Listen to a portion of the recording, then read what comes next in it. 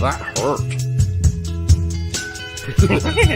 I'm tuned in like crazy, and I'm pretending like I know what they're doing, and I'm, articulate and intelligent. Greg's a bitch. That's all. I find them offensive as hell. I've never been a fan. Yeah, fuck that. Terrible! Bad! Not bad! Oh, pretty good. Okay. Decent. Fair. Great. I loved it. This sucks. Yeah, you really gotta wonder how the stuff gets to me. Oh, yeah. Could you hear me through that? Okay, I can unmute myself. I think at some point what we should do is we should really work hard to memorize how the entire intro goes, unmute ourselves, and just have a blank version of it, and then we do the voices for it all. Well, yeah, I mean, we could do that, but we could also, like, I could be in the background going, the straight red card, the straight red card, with the music, something. What that would be? Saturday Night Live. Bill Murray. Excuse me, Bill Murray. He used to do the lounge singer. Remember? Oh, okay. Yeah, like Star Wars. These are our wars. Yeah. Because they are Star Wars. Do. What's Phil Hartman did something like that too. Yeah, I think he did too. Yeah. It wasn't quite like singer. that, but it was definitely something like a lounge singer like that thing. So yeah, Bill Murray's was totally over the top. Absolutely. Oh yeah, no 100%. Phil Hartman's a professional. All right, ladies and gentlemen, tonight I'm going to sing you my new song. You probably heard it in the movies called Star Wars. All right. Welcome to the Straight Red Card. Thank you all for joining us. Yes, 29 will be here later, but we're going to kick this off as we always do. Oh, what's this? Ugh, night ruined. Guess I'll talk to my stepsister. So I wrote, for those who forgot, myself included, Straight Red Card Monday show is going to be on Tuesday instead. Boomer Richie is currently in Thailand attending a speed dating conference and ding dang. Nope, that's called false news. Yep. I mean, Mitch got to talk to his stepsister. That's cool. We also got other good advice here from Ski. You got to talk. You got to talk to your stepsister first. Yeah. You don't go straight banging her. All right. Yeah. Well, Ski also added some solid advice. Is tell him to make sure that she doesn't have a ding dong. Oh, well, that story would be epic. And I go, solid advice. Unless Boomer Richie is into that, though, then more powerful. Isn't Thailand where all the creeps go to have sex with underage girls? Yeah, that's that lady boys do and all that stuff. Yeah. Yeah, that's what I thought. So I didn't know what you were implying there by. It was it's a quote from Beer Fest.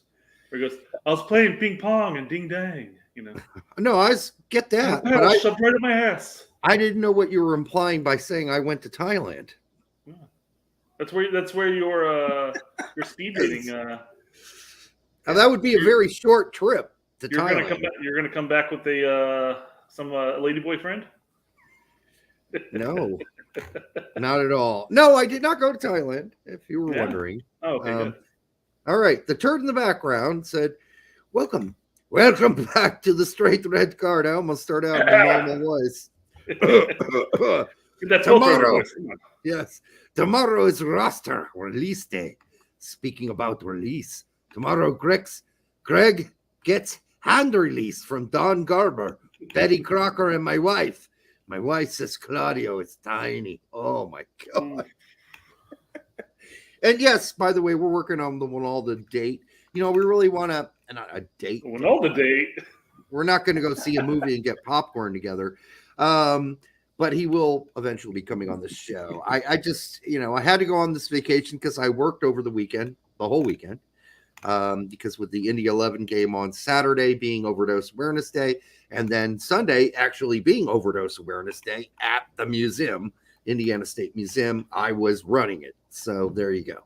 So 29 is in fact in the house. All right. Well, we'll try to get through this. Get through our fluff as quickly as possible. And before we get into the soccer talk, big section, bring you on board. Right. Exactly. Which means I should probably open my beer because today's beer is really important. I don't know about Brett's whiskey, but this is a Trappist's Rochefort. This is one of the best beers, Rochefort, in the world.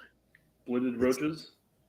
No roaches in it at all. Okay, sure. Okay. I mean, you could pronounce it Rochefort if you want to. I guess if you want to like put a Flemish twang to it, but it's one of the best beers in the world. So you're just holding the air up there, like, yes. Like. I mean, this is what it looks like on mine. I'm sure you can see it too, but you're doing this. Oh, you can't see it? No, it bleeds right into your face in the background. No, but you can't see Trappist Rochefort. No, I can see. That's why I'm holding up my cup because you can see the label, and you're doing this up here. I know. It looks like I'm grabbing my version of myself, Butthead, by the nose or picking his nose right there. But no, this is a phenomenal beer, by the way. It is 11.3 alcohol by volume, and I've already started drinking. We always do before the show, so this could get heavy, folks. We'll see. It has. Well, I'll open it and pour it. It's supposedly, and I've had it before, so I'm not speaking out of turn here. Whoa! Diego, what are you doing to that popsicle, Diego? If only I had him up right now. Good Lord. He's sucking a popsicle? Yeah. Hey, that's all right. A man can suck a popsicle. Goes right with our fluff. Nice. Appreciate that. So here is the Rochefort. It has caramel, clove, brown sugar, spices, sort of spiciness to it. Sort of a dry fruit in there too, like a raisin flavor. Very good. Very good. One of the best beers, rated 99 on Beer Advocate, i.e. world class. So this is messy. I'm about to drink messy. All right. There we go. Say the least. This Rochefort ad sucks ass. Well, it's not an ad. Derek has not once asked how the world was going to beat the United States women's national team. So it's not the worst ad ever. No, that ad was horrible, arrogant, and it came back to make them look like a bunch of fucking cunts, didn't it? Yeah. But anyhow, a little bit. That's how that works out. Larry, $2. Thank you, my friend. Let 29 talk about Greg is going to play MLS bums.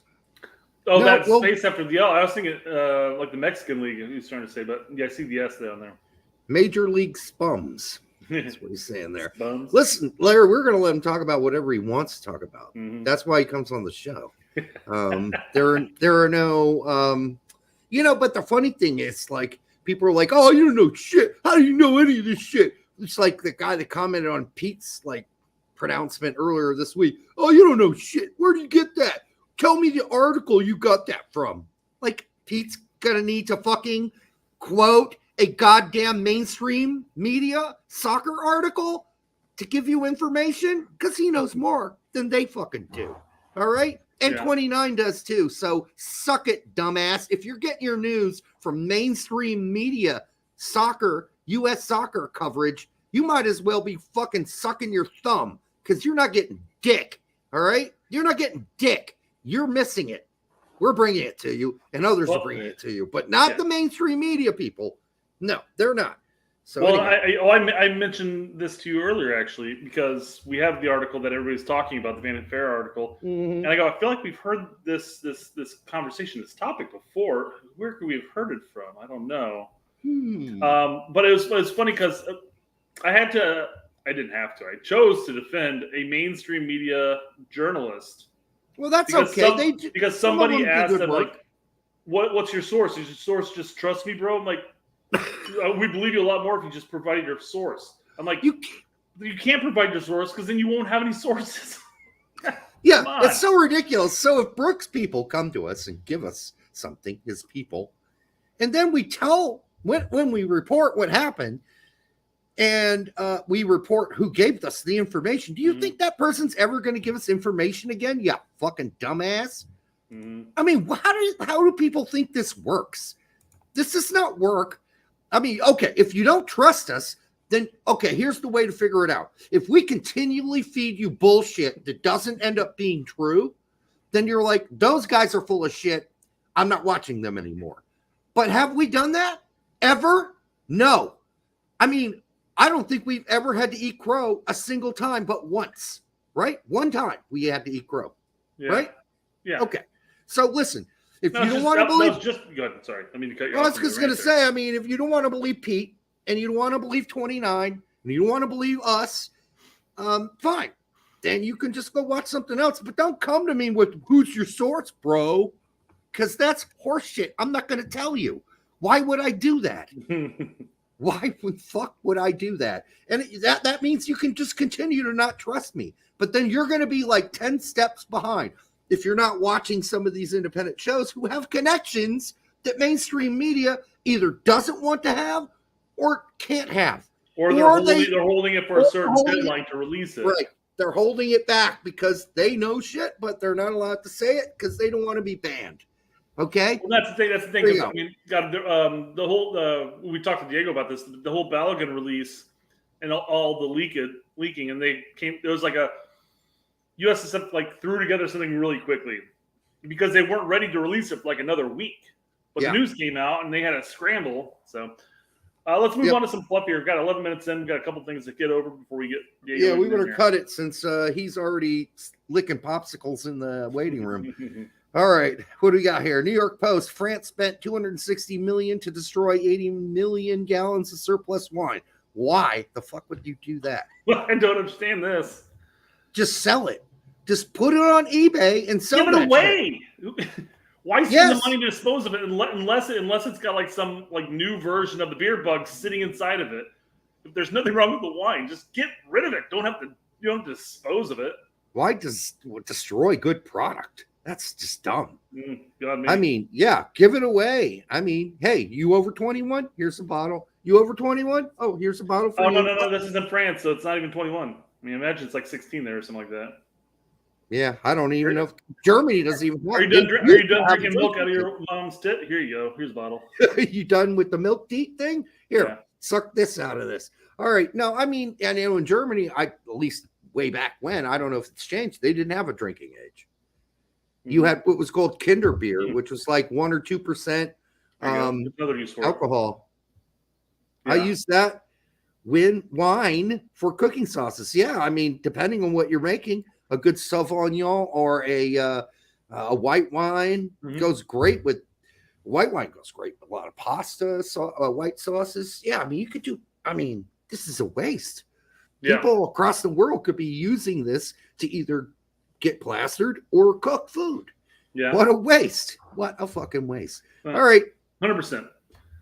Well, Derek, every now and then we cover our you're an English major. We cover, English and history major. Languages. Oh, that's cool. I didn't know that. I mean, I knew you were self-proclaimed.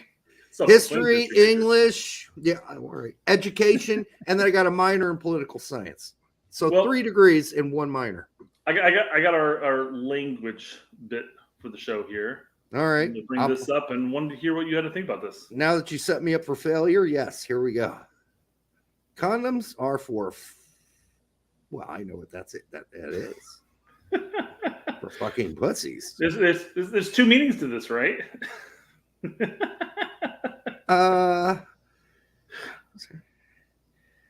I mean, they are for fucking pussies. Oh, I see. They're also for fucking pussies, right? All right. No, dude, Jackson. I mean, listen, if you don't know the gal very well, you better probably use a condom. Because as far as I understand, venereal diseases are going around like crazy, especially with the with the opium crisis, because people are just getting high and fucking each other and don't care about that part of the problem either. So we got a lot of that going on, along with an addiction crisis going on. Could he for backdoors too? Could be for backdoors too. Yeah, and that's basically what anonymity was getting at too. Yeah, no, they're for fucking anything that basically you're not sure what that person, who he is or she is, and what they do and what's been in there already and what they got. So, yeah, I don't know what this is, but condoms are important to protect yourself. So use them, whether you're gay or not gay or whatever you're fucking. Just use a condom if you're not sure who the other person is and you can't trust their background. All that stuff. What is this, a goddamn public and safety announcement? Jesus Christ. You guys are all old enough to know this. On the fly news, Derek. Johnny Soccer is apparently walking around after the final whistle. Maybe the ankle injury is not so bad.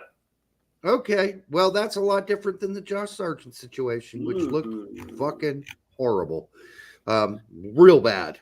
So I hope that's, anyhow. I mean, we'll get to it later. So many fucking people injured, it's ridiculous. Yeah. All right.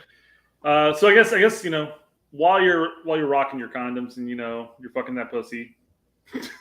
All right. That a little strange to like that. Yeah, that's. But anyways, there are other kinks out there. Sometimes people like bondage, right? People like being tied up and everything. But not everybody has the money to buy proper bondage. Well, you do. You gotta think about it. What's the way I can get around this, right? And still feel it? You just buy rope. Okay, well rope's not that expensive. Rope is not expensive. This is not going to hold anybody. When you're kinky but poor, or a turtle, or a fish. Yeah, no, just get some rope. Any kind of rodent, really. I mean, whatever you're into. I mean, if you need some advice, contact Brett at Yahoo. Yeah, Brett knows. Brett, thank you for not actually giving them my actual email address, Derek. It's not brett.corbett@yahoo.com. Nope. But he can give you advice on the whole. It is actually, guys. It is actually my email address. And if you do email me, I will not be getting back to you because it's turned into a junk email address at this point. Yes. I've got over 12,000 unread emails on that email right now. So, but you still managed to find the ones I send you. Oh, I've got you put into a folder, Derek. Excellent. I feel special, really special. All right, what else we got before we get speaking to of all the turtles 29. and the fishes? The fish that get caught in these these 6-pack holders. Fishes. Fishes. Yeah. Nobody cares about the fishes. They're worried about the ducks and the turtles, and nobody cares. Ducks with the oil, man. You got to worry about the oil with the ducks, not the. No, they get caught in that shit too. Yeah, they do. That's what people worry about. Nobody cares. Nobody cares about the Canadian geese, though. I mean, unless the fish are popping up out of the water and they're all dying, then we're concerned. Like, oh shit, all the fish are dying in this lake. What's going wrong? But other than that, a fish gets caught up in that, nobody gives a shit. Yeah, you're not going to know most of the time, anyhow. Well, yeah. Let's branch off. It's more animal news here, okay? Oh, animal news. All right, the best. What the hell? Sorry about that. It's all about perspective when it comes to art, right? Yeah, because he's looking at him from the top. He's basically drawing a penis. All right, well. All right, I mean, that's some genius art right there. Because who would have thought about that? Yeah, probably us, but who knows? Yes, Christopher, for the first 20, 30 minutes, absolutely. This is what you show up for. Yes. It's how we break in the show every night. We just don't jump. Just like you don't jump straight for the clitoris, you don't just jump straight into soccer. That's what we do. We kind of we lube everything up for you, right? All right. Yeah. Jared, do you know what you call a snake that's exactly 3.14 meters long? I don't know, but you're going to tell me. It's a python. Oh, okay.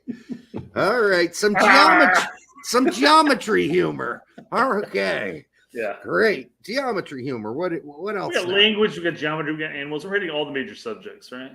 All right. I like it. Good stuff. Okay. All right. What do I have next? I want to make sure. All right. I got to get audio for this next one. Okay. And this is a serious topic. We talked about overdose awareness earlier. Right. Yeah. Now we're talking about sleepwalking. It affects more people than you know, Derek. EB?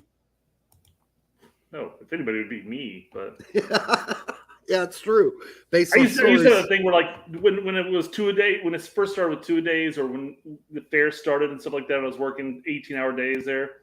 I would always have like awake dreams, like where I'd wake up and think somebody's outside my window trying to buy tickets, and I'd have to open up my window and tell them to go the fuck away. Oh, When I weird. realized that I'm in my room, opening up my window to the outside. I mean, it was, That is weird. Yeah, that Yeah. sucks. where I'd constantly hear my coach yell, "One more sprint," and I get up and run to my closet and back. I'm like, "What the fuck did I just do that for?"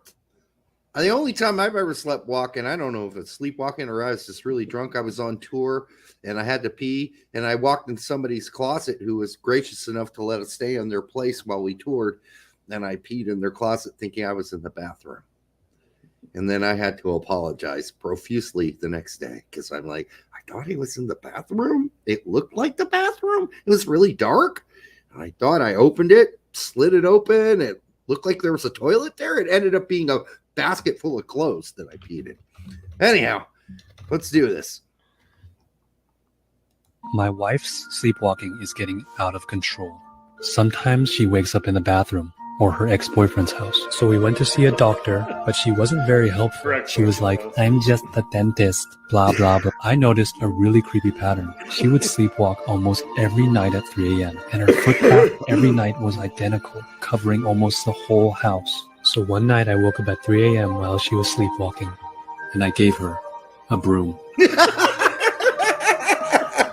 My Go wife. Roomba, go. All right. Well done. Way to turn that into something effective. Excellent. All right. So is that all the I got one more fluff. One more fluff. one more And fluff? Then Okay. we'll bring Diego. We'll He's bring been waiting 29 in. All right. waiting patiently. I've got video evidence of what happened to the dinosaurs. The real reason why the dinosaurs are extinct. Okay. I'm cynical. Sorry. This is science, Derek. All right.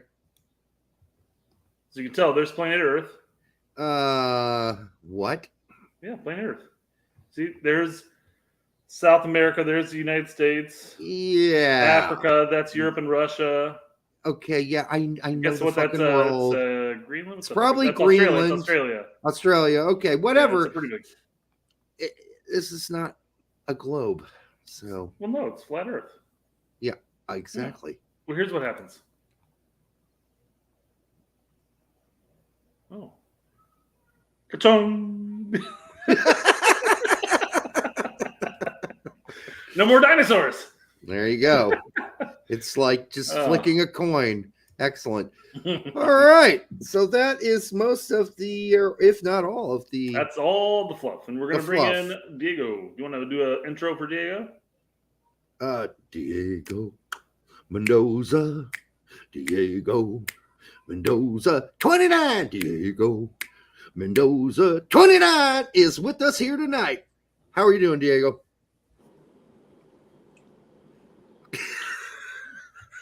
Still eating that popsicle, man. My second one. Aha. Did you like your? There's did nothing you like special your- inside that popsicle, right? Did you like the theme song? I just wrote it. No, I'm deaf. Okay. How do you get that background? Oh, this? Oh, Yeah. this? We had an artist make this for. Can someone put like the Leeds flag as my background? Oh, yeah, Because I am the king of Leeds. I Well, am that talent. They Yeah, got you can their absolutely- asses you can absolutely cranked. change theirs. Hey, Yeah. did anyone see that Leeds lost to third division side today? Yeah, we did. Yeah, It was a League Two team. So it's Which League is third Two. division. Which is Yeah. third division. fourth, I believe. Fourth. No, Premier EPL League Championship. Championship one. League two. League Oh, One. shit. League Two. Yeah, dude, it's worse than you I have think. never in my life ever wanted to be more wrong that I was just wrong. Fourth. Yeah. Salford City, yes. Dude, that's like if a an MPSL team beat an MLS team. Yes. That's Or- crazy. Or a NISA team. USL like No, 'cause it's- NPSL team. It'd be like an NPSL team. Yeah, MPSL. Yeah, That's fourth tier. yeah. That's crazy. Anyway, the fuck's- that's my one lead slander of the show. Well, so- no. It's Let's continue. there's more. I have There's something more. else with Leeds for you. Oh, okay. Enlighten me. Go for it, Derek. Read. Oh no, Harrison's like- been sent off. Second yellow for kicking the ball away. Even if he barely moved it more than a couple of meters, he trudges off disconsolately. He can't believe it. Okay, so that was some, that was some pretty shoddy yellow cards. First off, Yes. both of them were pretty bad. It was funny because I was texting Derek that day because I was getting on the foot mob notifications. And I'm like, oh, 10 minutes or whatever, like 22 minutes in, Aaronson's out. Well, that's not a good game for Aaronson. And then obviously the Sargent issue came later. But so Union posted this channel. This is their like, English channel. They told Leeds fans to basically fuck off, right? Yes, they did. So here they are responding basically to the many a Leeds fan posting on their comment section. Brendan Aronson is superbly skilled footballer and a young man who doesn't deserve any of the shit being thrown at him here. Keep it to your own sights, ya wankers, please. Shout out Tack. I see Tack in the comments. Yep, Tack's in there. I'm reading them. I always have to say this. I'm not being rude. I'm not on my phone. I read the comments on my other phone. I always have to say that because it's just, I have a pet peeve when I'm at dinner or at a lunch setting with friends and they're on their phone. I hate that shit. So I only use my phone on here to read the comments. I just always have to say that. You're not ignoring us. You're simply trying to stay updated on the conversation going on. Yes, absolutely. Well, Derek tries to do that from time to time, and it never pans out. He's focusing too much on the comment section. I keep the comments off. Yeah, I can't do it. All right, you don't have access to the comments. I tried to give Tack the link too, and he said he's moving / on vacation and stuff, so he's just not. Hey, Tack, quick question. What team are you at loan for right now? Because like you've been on loan all season. He knows what I'm saying. All right, this is an inside thing. All right. So I love your shirt. It's the Flow shirt, right? Did you make that yourself or did you buy that somewhere? I made this shirt for Flo and his parents during Vegas. So I have this one. And I have one of West End, and then I have a Gio one. I made them for the players' families. Like I made West for his mom and his niece, and then Gio, I made one for Gio. I gave one to Claudio, one to Danielle, fitting for this show, but I gave one to Gio and his parents and his girlfriend, and then this one for Paulo and his family. So I make it myself. I design it myself. I have a custom print shop. It's something I do on the side. I have like big bulk orders for like a bunch of just vintage t-shirts or just other t-shirts. It's just something I have on the side. I don't really put too much time in it, but when I need something personally, it's easy for me to just go to my shop and get anything done. So. Nice. That's how you became a millionaire. Yeah. I get I get this done in 24 hours, man. I send the images to my guy at the shop, and he just boom puts it down, and then boom, got a brand new shirt. So. When are you going to make a shirt that focuses on all the morons who still say, "How do you know that, man? You're full of shit." I mean, where did you read that? I haven't seen that anywhere in the mainstream media. Nobody's published anything like that. How do you know that? You're full of shit. Should I make a Believe 29 one? That's what I'm saying. Well, here, so I won't. I won't be salt included somewhere in there. I'm not sure. I won't be at September camp. Obviously, I'm not interested in being. None of your I'm not going to be there. Watching those games against Uzbekistan and Oman, so I won't be there. But the shirts that I have lined up for October, they're gonna go viral because I'm doing something good. I'm doing something crazy for October with the shirts. 2 different ones. I think the internet's gonna have a really fun time with them. So I don't want to say too much about it. People will definitely be asking where to buy them. They won't be for sale. There are only the parties involved. I'll send you guys some. Oh, please do. But you should do one with you doing this. Nah, the two that I have being made. They're already made. I already have them made. I would take them to September, but I'm not going to September. Plus, it's my son's birthday, so I won't be there. But October in Nashville and Connecticut against Germany, and then Nashville and Ghana. 2 years after Weston got suspended in Nashville, we got to run it back in Nashville. So I got something planned for that. So, Sweet. So maybe Weston behind little Joe bars, and then Nashville. I don't know. We're gonna see. I would buy one with your big ass head on the shirt with you doing this on it. Doing what? Silencing people. Oh. Like, shut the fuck up. And then, like, Believe 29. Yeah, on the bottom. Yeah. All right. Anyhow. That's awesome. So we got Do like an questions old dollar for you. bill thing with in 29 we trust or something like that. Something like that. All right, we got questions for you tonight. I mean, let's get right to it, man. Let's Hey, get real it. quickly. Tax is responding, guys. Loan for Inter Miami for the Open Cup final. Man, Tax like 0-7 against Messi. I don't know why he bet against him. I was kind of But now he's questionable at the betting for beginning. him, huh? Now you can't beat him, join him. I did that same thing with who was it? What if he's putting the reverse curse on to Messi? What if Inter Miami lose? Well, if Inter Miami loses, he wins. Yeah. So, It only took him 8 games to get it right, but it's like that one time where I was gonna say that one time where I always betted for Leeds and then they always won, and then the day I betted against Leeds won, but Leeds never won. So yeah. Oh, more Leeds pain. Sorry. Yeah, no, it's fair. It's fair. I mean, they're doing some weird shit. I guess, Did y'all guys see the story that came out of Leeds today? The player, the player flew in yes, with his family, circled the block, checked out Yorkshire. Saw the training grounds. I'm not coming here. He going went back to to Frankfurt, guys. That's crazy. He went to the training grounds as well. Yeah. He checked the whole facility out, and then he called Bayer back. He said, "Yeah, guys, no, I don't. Just keep me, please." Okay, but all right, Pius. To be fair, I don't know any player that has ever said I want to go to Leeds, because listen, Weston didn't go to Leeds for the club or the city, right? We know what he went for. Brendan went to follow Jesse, and he wasn't going to pass that up going from that team to the Premier League. That's a no-brainer. Tyler, Tyler was 16 years old, then went to Salzburg, and then went to Red Bull. You know what I'm saying? Like, maybe Tyler is the only one that actually went because of Leeds, but the other two guys, they didn't go because of the city. I think Tyler was just happy to get the fuck out of. Yeah, as I'm saying, I think Tyler was just happy to get out of where he's at. But exactly. I've never heard of a player wanting to go to Leeds because of the culture or the city. That there's no fucking way. I refuse to believe that. I've never been there. I went once. I went low key under the radar. It wasn't that one time I was fighting on Twitter saying I was there. Yeah, no, I went one time during the 6-month loan that West had there. Very low key, under the radar, obviously.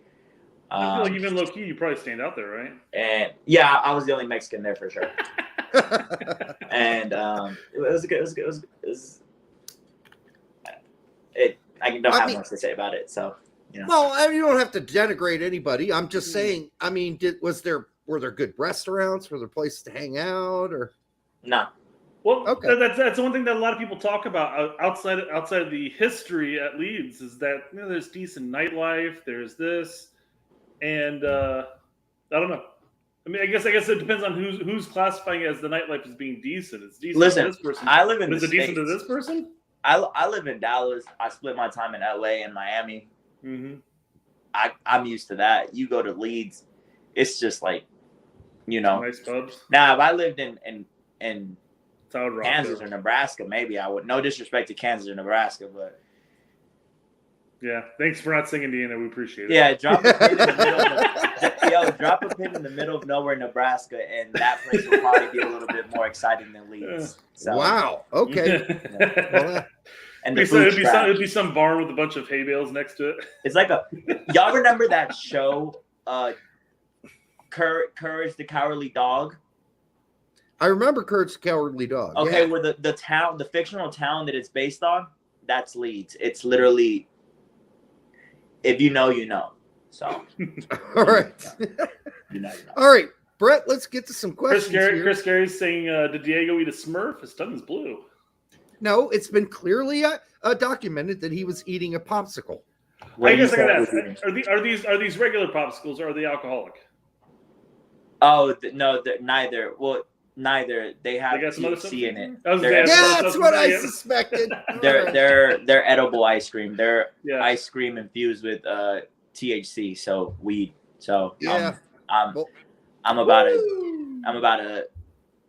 We're about to get juicy in here, so y'all know when I get a little high, I start letting things go out my tongue. So and I ate two. I only ate the second one because I was still waiting. So I was like, "Fuck it, I'm bored. like in the bag. I'm just fucking making faces at y'all. I went to go get another one. And now I'm really about. I'm telling you, man, if you guys could have seen what I saw, what Diego's doing to that popsicle, man. All right. S27. Thank you, brother, for the 199. 29. Will Gio return to the team before Copa America? Tell me he is. Yes. Gio will be back next month. That October, guaranteed. Gio will be back next month. Whether Greg wants to or not, Gio will be back next month. The article. I guess we have to get into the article. I'll just answer your question. Yes, he'll be back by that answer. I'll let y'all get into that article, but yes. Well, we should dip into it now because, frankly, we've been, obviously. Right, let's just get it. Once we get an article, all the questions will be answered. Well, let me read this thing from Otaku. Gio Reyna is in contention to make the U.S. men's now in contention. He won't be there next month. He won't be there. There's not even a slight chance. There's not even a slight. That's what I was going to say. The article is bullshit. That line is – I was literally going to refer to that line. That's such bullshit. Gio has no plans to be in there next week. In 2 weeks. There's never been any plans for him to even be there ever all summer. It was always going to be October as the date that Gio returns. It's always been that since the summer. So yeah. Nope. I've been saying for over a month now. That line is just such bullshit by Greg. Like, such bullshit. Yeah. Well, I've been saying for over a month now that he, even if he gets back to practice, even if he's back at playing next week, he shouldn't be in contention for September. No. He needs to reestablish himself back in Dortmund and move forward. Brett, that's why this stupid tweet makes no fucking sense. Not the tweet. Not the tweet. The quote. The document's literally quoting part of the article. Yeah, quote of the article. Oh, well, he's not in contention because he's been fucking injured forever. So, all right, whatever. This is the article? This is the article. We're not going to go over it. I have one big snippet from it. Okay, that's the big part because like 75 to 80% of this is revisiting GeoGate. Yeah, it was nice going back down memory lane and all. But yeah, it was like, okay, cool. No, it's not. I'm glad he filled in the holes for people who might not be following this as closely as others. Oh, come on. Everybody knows the story already. No, and if they don't, how many casual fans do you think are out there compared to people who scour Twitter for every bits of news? Listen, can y'all give me 60 seconds? Yeah. I just need to get some. This chair is uncomfortable, so I need to change to my office chair. Fair enough. Good. Bitch about something else. It gets me a chance to complain about something. Okay, complain. I'll be back. All right. Because, first of all, most people, if they were following it and they were casual, think that Greg was blackmailed, right? So hopefully this fucking story, I didn't read it, cleared that shit up, right? Did it? Are we still talking about blackmail? I ran through the article. When I got down to the GeoGate thing, I kind of skimmed through it.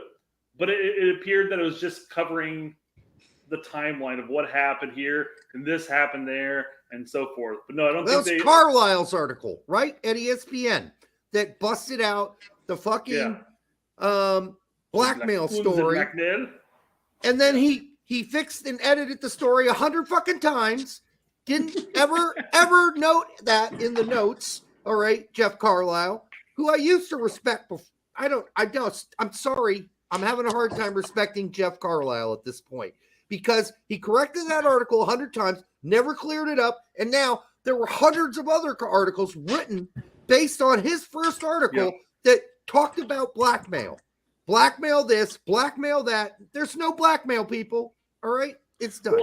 Well, what's frustrating about that is, yes, he corrected his article, but how many people several weeks down the road go back and revisit that article, or do people revisit that article?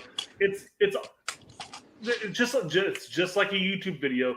You get like 95% of your views all within a 24 to 48 hour span. After that, it's little bit by little bit by little bit by little bit, and it's the same thing with an article. You can make the adjustment, but nobody's gonna when it's that big of a fact, like changing the fact that it goes from blackmail to threatened or whatever he goes on to mentioning. It's stupid to not just create a new article at that point. Plus, you're going to drive a lot more clicks to your site at that point. Yeah, just simply say, hey, it wasn't blackmail, blah blah blah, etc. This is what they're doing. The article could have been headlined, okay, it wasn't blackmail, but it was a threat. I mean, but not blackmail, folks. It wasn't blackmail. Anyhow, Sorry, I got it off my chest there. All right. Diego. This article is such bullshit. Because first of all, I was going to ask when you started ghostwriting for Vanity Fair, though. First of all, I'm from LA. I'm very in the know with gossip and tabloids and all that shit. Vanity Fair is literally like fucking TMZ, like fucking Vogue. It's Hollywood gossip. It's who's fucking who's dropping music, who's in what movie, who's the hottest influencer. That's what Vanity is for. Right. Vanity is for is to cover those things and then prop up influencers with PR. Why is Vanity Fair dropping a fucking article over the soccer coach of the U.S. men's national team? Like, that just doesn't make sense. You mean literally 24 like hours if Christian before Pulisic was about to drop a clothing line, Vanity Fair would cover that. It would make sense. But this is an article about Greg's return. Greg's PR team literally chose Vanity Fair to release an article to show that he's trying. But why Vanity Fair? Why not just call it The Athletic? Why not just call it someone else, like some ESPN? Like, why Vanity Fair? Because Vanity Fair is owned by somebody that Greg knows very well. Yeah. Through the Immoral Leadership Conference, who actually owns Vanity Fair. And he has connections to this magazine through people he knows at the Immoral Leadership Conference. And they're doing him a lefty, a favor. A free lefty. Yes. But it's just, dude, if you asked any soccer fan on Twitter, like anyone, have you ever heard of Vanity Fair? If they're not in the know with LA and Hollywood, they would tell you, no, what the fuck is Vanity Fair? I feel like people probably know of Vanity Fair. Know of it. They've never read. They don't relate it to soccer. They don't relate it to soccer. Yeah. So I know it. It's been around for years, so I know. It's been around for a long fucking time, but it covers gossip and like Hollywood shit. Right. I guess the bigger question here is why today? Because the roster's dropping tomorrow. Yep. Yes, it's so well timed. And the roster is not going to be appealing to people. The roster is basically going to be a lot like the World Cup roster. Wasn't all that, obviously. So he wanted to drop this article before the roster came out so people can be like, oh, at least he's trying. It backfired, though. Everyone's shitting on the article. And we all know what he's doing. So. Well, yeah, and the thing is the article's 100% about Gio.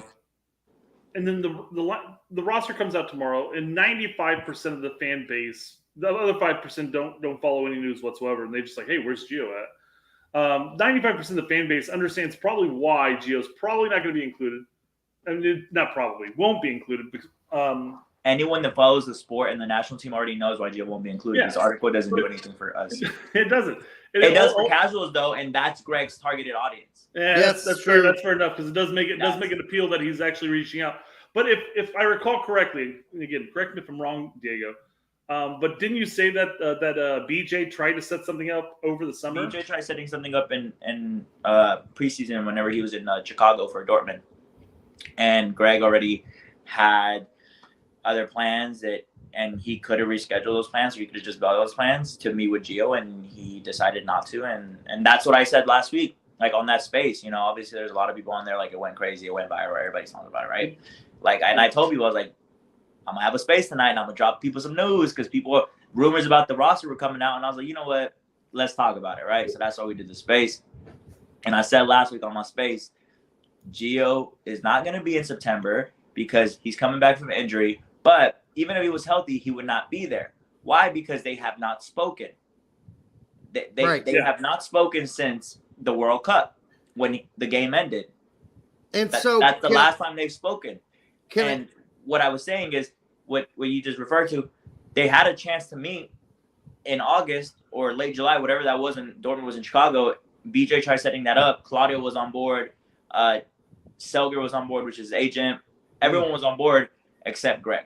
So Greg needs, as far as I understand it, a professional mediator to lubricate this meeting. He doesn't want to meet with Gio one-on-one. Is that how I understand it? Yeah, he doesn't want to meet with Gio one-on-one.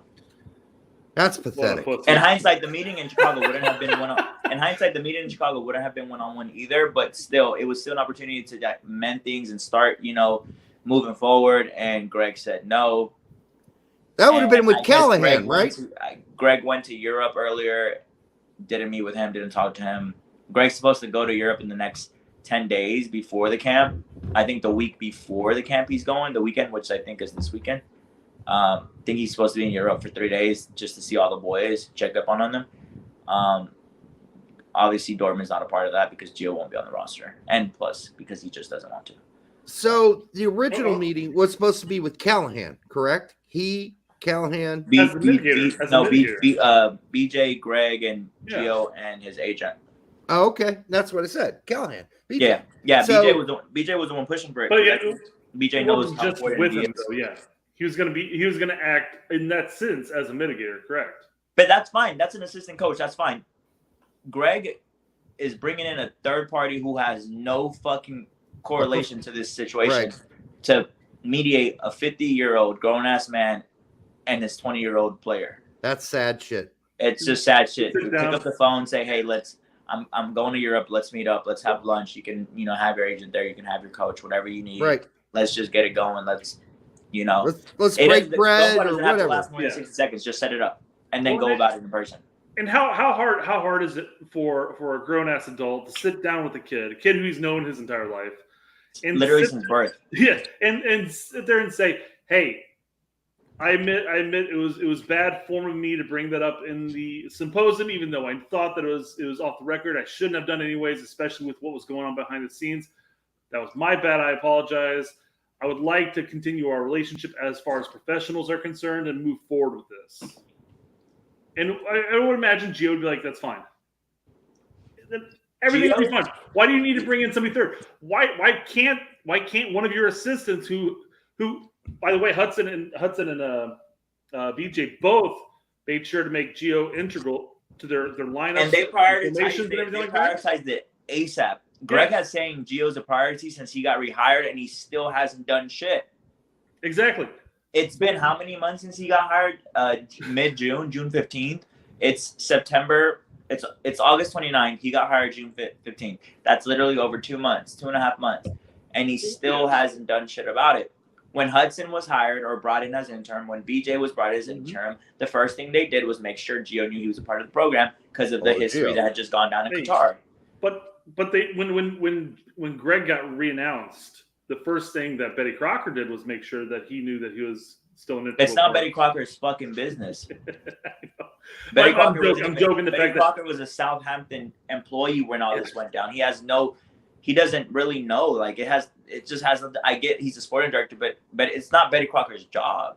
It's Greg's. It's Greg's job. And it's the fact that it's bigger than that because the federation didn't emphasize, you need to fix your situation with Gio as soon as you arrive. Mm-hmm. The federation's kind of letting Greg be on his time, which is fucked up. Yeah, I agree. Let me read this. During his time, this is Greg. He worked for a month and a half. Derek, you okay? Derek's cooked. Internationals like fried his computer. Okay. Who did? You're roboting like crazy bets. Not on my end. I'm not. You're just listening to yourself talk. Can you hear me now? I can hear you now. Am I clean? Right now, yes. Okay. Try again. Okay. To hone his craft and watch U.S. internationals oh, shit, I am. Nope. Okay. Christian Pulisic, Tyler Adams, Anthony Robinson, and Tim Ream play for their clubs. Last month, Berhalter met Flo, a heralded young striker who recently switched his international allegiance from England to the United States. In an interview, Berhalter told me that he had calls with almost every player. But the most significant exception is Reyna, with whom Berhalter still has not spoken to since the World Cup. How about Pepe? From what I've heard, a source very close to Pepe and his agent, he hasn't. But there's what a pussy. What? Greg's a pussy. I was wondering that too when I read this. I was like, what about Pepe? But I guess Pepe doesn't have the same name as Gio.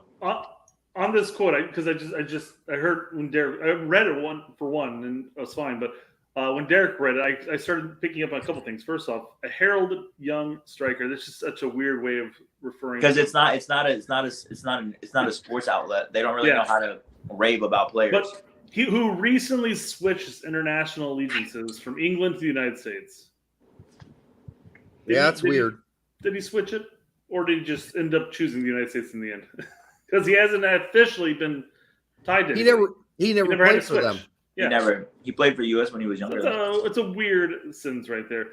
But I guess the biggest thing, obviously, the biggest thing with this quote right here is he went to Europe for a month and a half, like for the bulk of a month and a half, to see X, Y, and Z players. How hard would it have been to stop off in Germany, stop at a cafe, grab a handful of caramels, and start talking to Gio?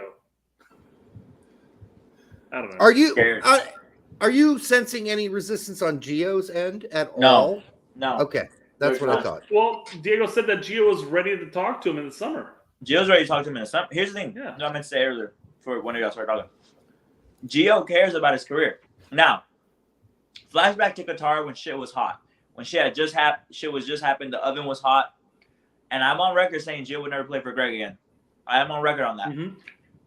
But I think Gio matured over the summer and realized that Greg got rehired and he needed to kind of, put his career ahead of his personal feelings. And at the end of the day, he is not his dad. So Gio can live with it. Gio can move on. Maybe his dad can't. Maybe his mom can't. Maybe Greg can't. But Gio, after time had passed, realized, okay, maybe I do have to play for this man again. So I'm willing to, sit down with him and talk. Right? I can't speak for my parents. I don't know what's going to happen with them. But me as a player, as my career, I have to put that ahead of everything else. And I have to mend things with him. And this is from the player himself. This is from Gio Reyna. This is what I'm being told by him himself. Gio tells me these things. Not anyone else. This is what Gio tells me. I saw Gio over the summer. And I saw Gio over in Vegas multiple days. I was with him in LA and Vegas. I had dinner with him. I had lunch with him. So I know his personal feelings. I can speak for that. I also saw Gio during his preseason. So, I've seen Gio multiple times. This is, people want to know, where's this coming from? Where's this coming from? I'm at liberty to fucking say it's coming from Gio fucking Reyna. I'm at liberty to fucking say that. You guys want to know so bad. It's coming from Gio fucking Reyna, the player. Mm-hmm. So, he's willing to mend things, and Greg just hasn't done his part. But Gio has. Mm-hmm.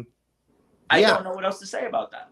I mean, I think if I was part of the institution, the USSF Soccer or U.S. Soccer Federation, I would have absolutely, as Betty Crocker, has said, "Hey, Greg, we're willing to bring you back, but after the Nations League finals, you need to sit. We can all sit down with Gio and hash this out. First priority immediately. Shut up. Gio was flying high, doped up on drugs because he's gonna bust his leg and everything, and he just won the Nations League, right? So at that point, you talk to him and you're like, "Hey, let's mend fences here. Do what we got to do." And then we all move on as professionals and adults. That's the big key right there. This doesn't seem to be that difficult thing to fix. It's not between Greg and Gio. It's not between Greg and Claudio and Danielle, yes. But guess what? Claudio's not the one fucking playing for the national team right now. It's Gio. No. As much as that would help the team, I'd love that. But Gio is the player. And Gio isn't the one who, quote unquote, blackmailed Greg anyways. That was his dad and his mom. Nobody blackmailed him. No one blackmailed anyone, but that's what they want to say. The Greg stands blackmail, right? Well, I mean, Gio. Gio's only taken this entire thing is he had a temper tantrum after being called out. And I expect that from a teenager. Yeah, I literally expect that from a teenager. But he threw a temper tantrum, and he was about to get casted out from the island. And he apologized. And he apologized. The big question here is because I had mentioned, once Greg was out of the picture, and we had Hudson and we had BJ. The first thing they did was make sure that Gio knew that he was a big part of the team, that they're going to bring him in, and then they changed the midfield formation to a double pivot with Gio on top. Because he knows Gio's his best player. Yeah. So potential. So. And then it gets brought up because here Tack makes a comment. He goes, back when the U.S. men's national team had no drama, just good performances on the field. And Alec brings up part of the staff that deliberated sending Gio home from the World Cup. And this started a conversation between me and Alec as far as where these two fell in that deliberation.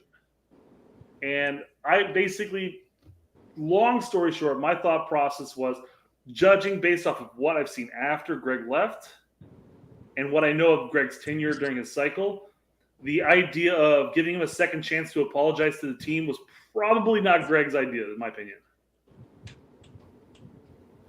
I don't know. That's just my opinion. I don't know. We don't know. Joey for $4.99 says, so what did Greg do the past summer that was more important than the Gold Cup? He went fishing. He went fishing, right? So the Gold Cup was before Dortmund's preseason, but yeah, he went fishing in Alaska in Alaska, right? The end of the day is Greg's had from June 15th till present day to do this, and he hasn't. He has the resources to do it. So let's talk about some of the other guys. Let's start up top. Pepe.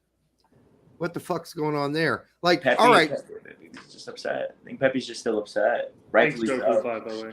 Pepe's just upset. Yeah. And I don't think Greg cares to, reassure him that, hey, I know you didn't make the World Cup, but, you still have a spot in this team going forward for 2026. It's really that easy. Greg really just has to say, hey, sorry you didn't make the team. Going forward, you can be important. But based on what we all saw with Jesus, Pepe would have been a better option, I think. But, listen, it's all... Jesus did not, and it is what it is. I can, not be non-biased. Jesus didn't do anything in his 45-minute cameo. He was the worst player on the field. He didn't deserve to be there to begin with. Right. So I guess that's another one he's going to have to mend, and we haven't heard any news of mending on that end yet. So I also, as we go through these players, we should denote who's not going to be there for the friendlies and who is, because Reyna ain't going to be there, and I don't think Pepe's going to be there either. I know two forwards that are going, and it's the one on my shirt, and it's the one we just spoke about. It's Jesus and Balo. I've heard from whoever tell me. Yeah, that it's Balo and Jesus. There could be a third striker though. Here's the thing. There could have been a third striker taken. That third striker probably would have been Josh Sargent, but Josh Sargent is now hurt. He's hurt. So I don't know if Greg's going to use that position elsewhere. Maybe to bring in a dual nap or a young player. So it was funny. He should honor the three strikers and just bring in Pepe, but I don't think that's going to happen. From what I've heard, it's not going to happen. Get integrated. You might as well bring in Brandon Vasquez. The point. That's what I was thinking. Well, he likes Brandon Vasquez. He actually really likes Brandon Vasquez, and if he does bring a third striker, I would say he brings in Brandon over Pepe. And Haji Wright. I don't know about Haji Wright, but I mean, I don't know about Haji Wright. Not saying that Haji Wright's proven anything so far. I mean, he has. I definitely know that Greg's depth chart is. If everyone's healthy, it's Balo, Josh, Jesus, Brandon, then Pepe. Jesus Christ. How could Pepe be that fucking low on that chart? Greg doesn't rate Pepe. He got super fucking... He incorporated him for like half the fucking World Cup qualifying. He saved them.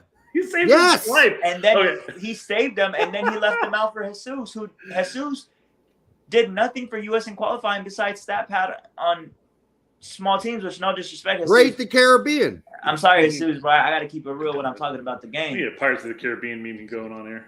Jesus, you could have played any other player in the games that Jesus played, and the result probably would have been the same, right?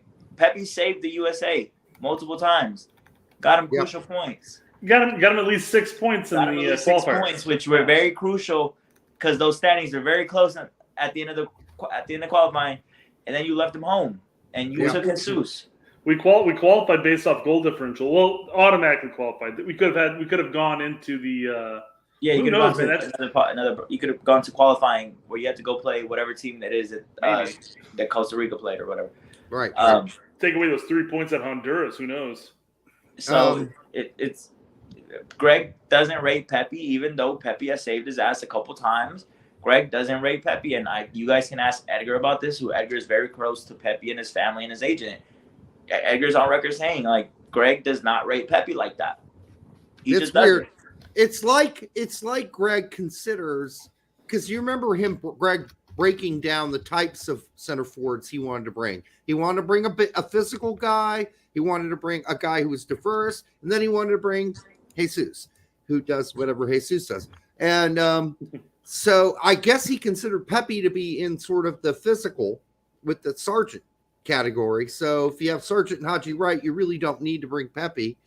I don't know. I mean, it's just ridiculous. But Spencer Doherty for 569 says U.S. men's national team staff idea. Head coach Callahan, assistants 29, Brett and Conrad, youth and futsal, tact, president. Okay, yes, CEO Herc, all comms, Derek. Thank you. That would be great if that were true. That would be awesome, Spencer. Thank you. We appreciate the 569. Okay, let's move on over to Pulisic. Is he going to be there? Yeah, Christian will be there. Man, Christian is killing it in He is. Italy, man. I mean, he has that connection with Oliver, man, up there. That's just Chef Kiss. He's doing his thing. No, people said that he was people like the move because it's Milan, but people are like also saying, well, he shouldn't go to a team where he's playing on the right wing. That's not his position. Man, you let Christian on the left, centrally, or on the right, it doesn't really matter, man. Yeah, if you give Christian the freedom to play his game where he didn't have at Chelsea, he's gonna cook. I know he doesn't have that same athleticism and burst he used to have pre-injuries, but Christian is a high IQ player, good finisher, good dribbling. So he's still got those bursts, man. I think he just gets hacked and slashed quite a bit. Yeah, and so it's working out. It's working out for Christian. No, it's looked great. And I think it's only going to get better. I've always said he's going to do 10 goals and 10 assists this season. I've always said that. I stand by it. So yeah, he'll be there. He'll be there next week. He'll be there. Way up he's at 2-1. He's at 2-1 right now, right? Yeah. He'll be there tomorrow. He will be on the roster tomorrow. Way up. Yeah. What is it? Okay, so Wave's going to go. Even though he's been playing right wing back, he's playing wherever the fuck he wants. I was watching Christian, Serge, Weston, Eunice, Chris Richards, who just played today, by the way, in a couple. Yeah, he did, but that was Carabao Cup. He's had 0 minutes in 2 games in Premier League. 3 games. Know. He's had 3 games or 2 already. 3 in the Premier League. 0 minutes. He's not played at all. Except I heard at least in the first half he did pretty damn well. Yeah, but you know the Carabao Cup in the first 2 rounds is literally all your reserves. Yeah, it's garbage. So that's not. I mean, they gave him playing time. I will look at any silver lining I can. Okay, when it comes to I look at it, and I love Chris Richards. Love his family. Love his aunt. Love his mom. Love his dad. Great people. Great family. Man, Chris Richards needs to ask for a loan. He does because he's in a system where the 2 current center backs they're not droppable. No, they're not, and they're just not. And Chris Richards, the thing is, if it was like a player like Miles Robinson, you can live with him being a 3rd center back in the Premier League. But Chris Richards is CB1 for us. Yeah, he just had a great summer with the Nations League. He needs to be following up on that, and so it's kind of his confidence level might go down. So I don't mind any of our players being backups at their clubs, right? If it's a certain player, but certain players need to be starters. And Chris Richards to me is one of those players that has to be a starter wherever he's at. So I think he should get a loan. Well, and also keep in mind that center back is just generally not a position that anybody sends a sub in for unless there's an injury. It's like goalkeeper. You don't change your goalkeeper at 75th minute. Just doesn't happen. Same thing for center backs if they're having a good game and they're not injured. And Chris Richards is 23? Yeah, Chris Richards is young. He's 23. So, he's still fighting. I would like to see him get a loan. Simply, if they're not going to play him, they might as well give him a loan to get the experience. Man, send him a fucking loan to fucking Sheffield United or something, dude. Go play with Trusty. Like, I don't know. Go do something. Like, just anywhere.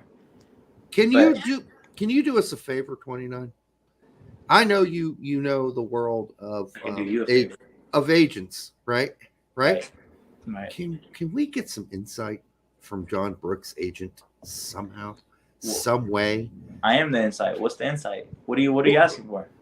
Well, I mean, at this point, has he completely given fucking up on playing for the U.S. men's national team? Because he hasn't, because he still plays like he has something to prove. But I know, but the fact that Greg has given up on him. So, bro, I said this the other day. He's blacklisted, and I mean that he is blacklisted. So doesn't he know that? Doesn't his agent know that? Yeah, but what that got to do with anything, though? So Hudson had him on the Hudson had him on the preliminary roster because Hudson wanted to call him in. Hudson wanted to call him in for Nations League. So hey, we're going to bring you in. Not for I couldn't imagine Nations League. Why would he have done that? Oh no, he it could have been Nation or Gold Cup, right. But he was going to be part of the plans in the summer, and then Greg got rehired. And okay, here's my point. And then Hudson left, and BJ came in, and they. My point is, if you're John Brooks and John Brooks' agent, and you've been fucked over this bad, this long, why aren't you leaking some shit? Why aren't you saying some shit about it? I don't think John Brooks. I just think John Brooks is very mature. I mean, if I'm John Brooks' agent, I'm like, I don't understand why he's not being called up. Because he's not going to be. There's a possibility that Greg won't be there in 2026. So yeah, but then if he's not, hopefully he's gone after Copa. Yeah, but wait a minute now. Even if Greg's gone, disregard what I just said. Literally by saying whoa. Because listen, no. John Brooks isn't. John Brooks is not. Thank you. Finally, Derek. Finally. John Brooks is not blacklisted by the federation. He's blacklisted by Greg. So as long as Greg is the coach, he won't play. But you don't want to get blacklisted by the actual federation, though. So even if Greg is gone, you have no chance. He doesn't have to blast the federation. He needs his agent to say something about Greg. And, I don't even know who his agent is, but I'm sure he's a nice man.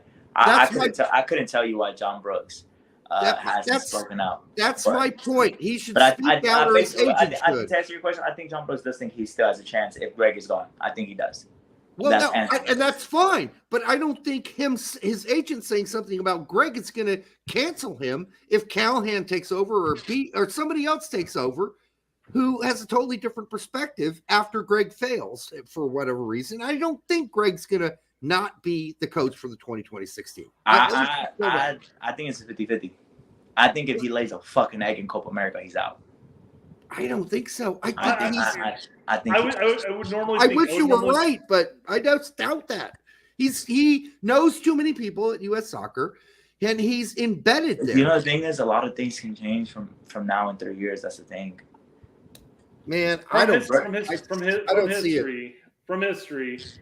Usually on the second tenure, coaches are gauged with a larger magnifying glass. And you take one step out of performing well, and you're shit canned immediately. Bob Bradley got it. Jurgen Klinsmann got it. One would think if this was a normal cycle that after Copa, since we don't really have much of anything else to go off of, no qualifying. Gold Cup's already gone, so we have to wait another 2 fucking years for that shit. Okay, Copa's guys. The only opportunity. Hello. Nope.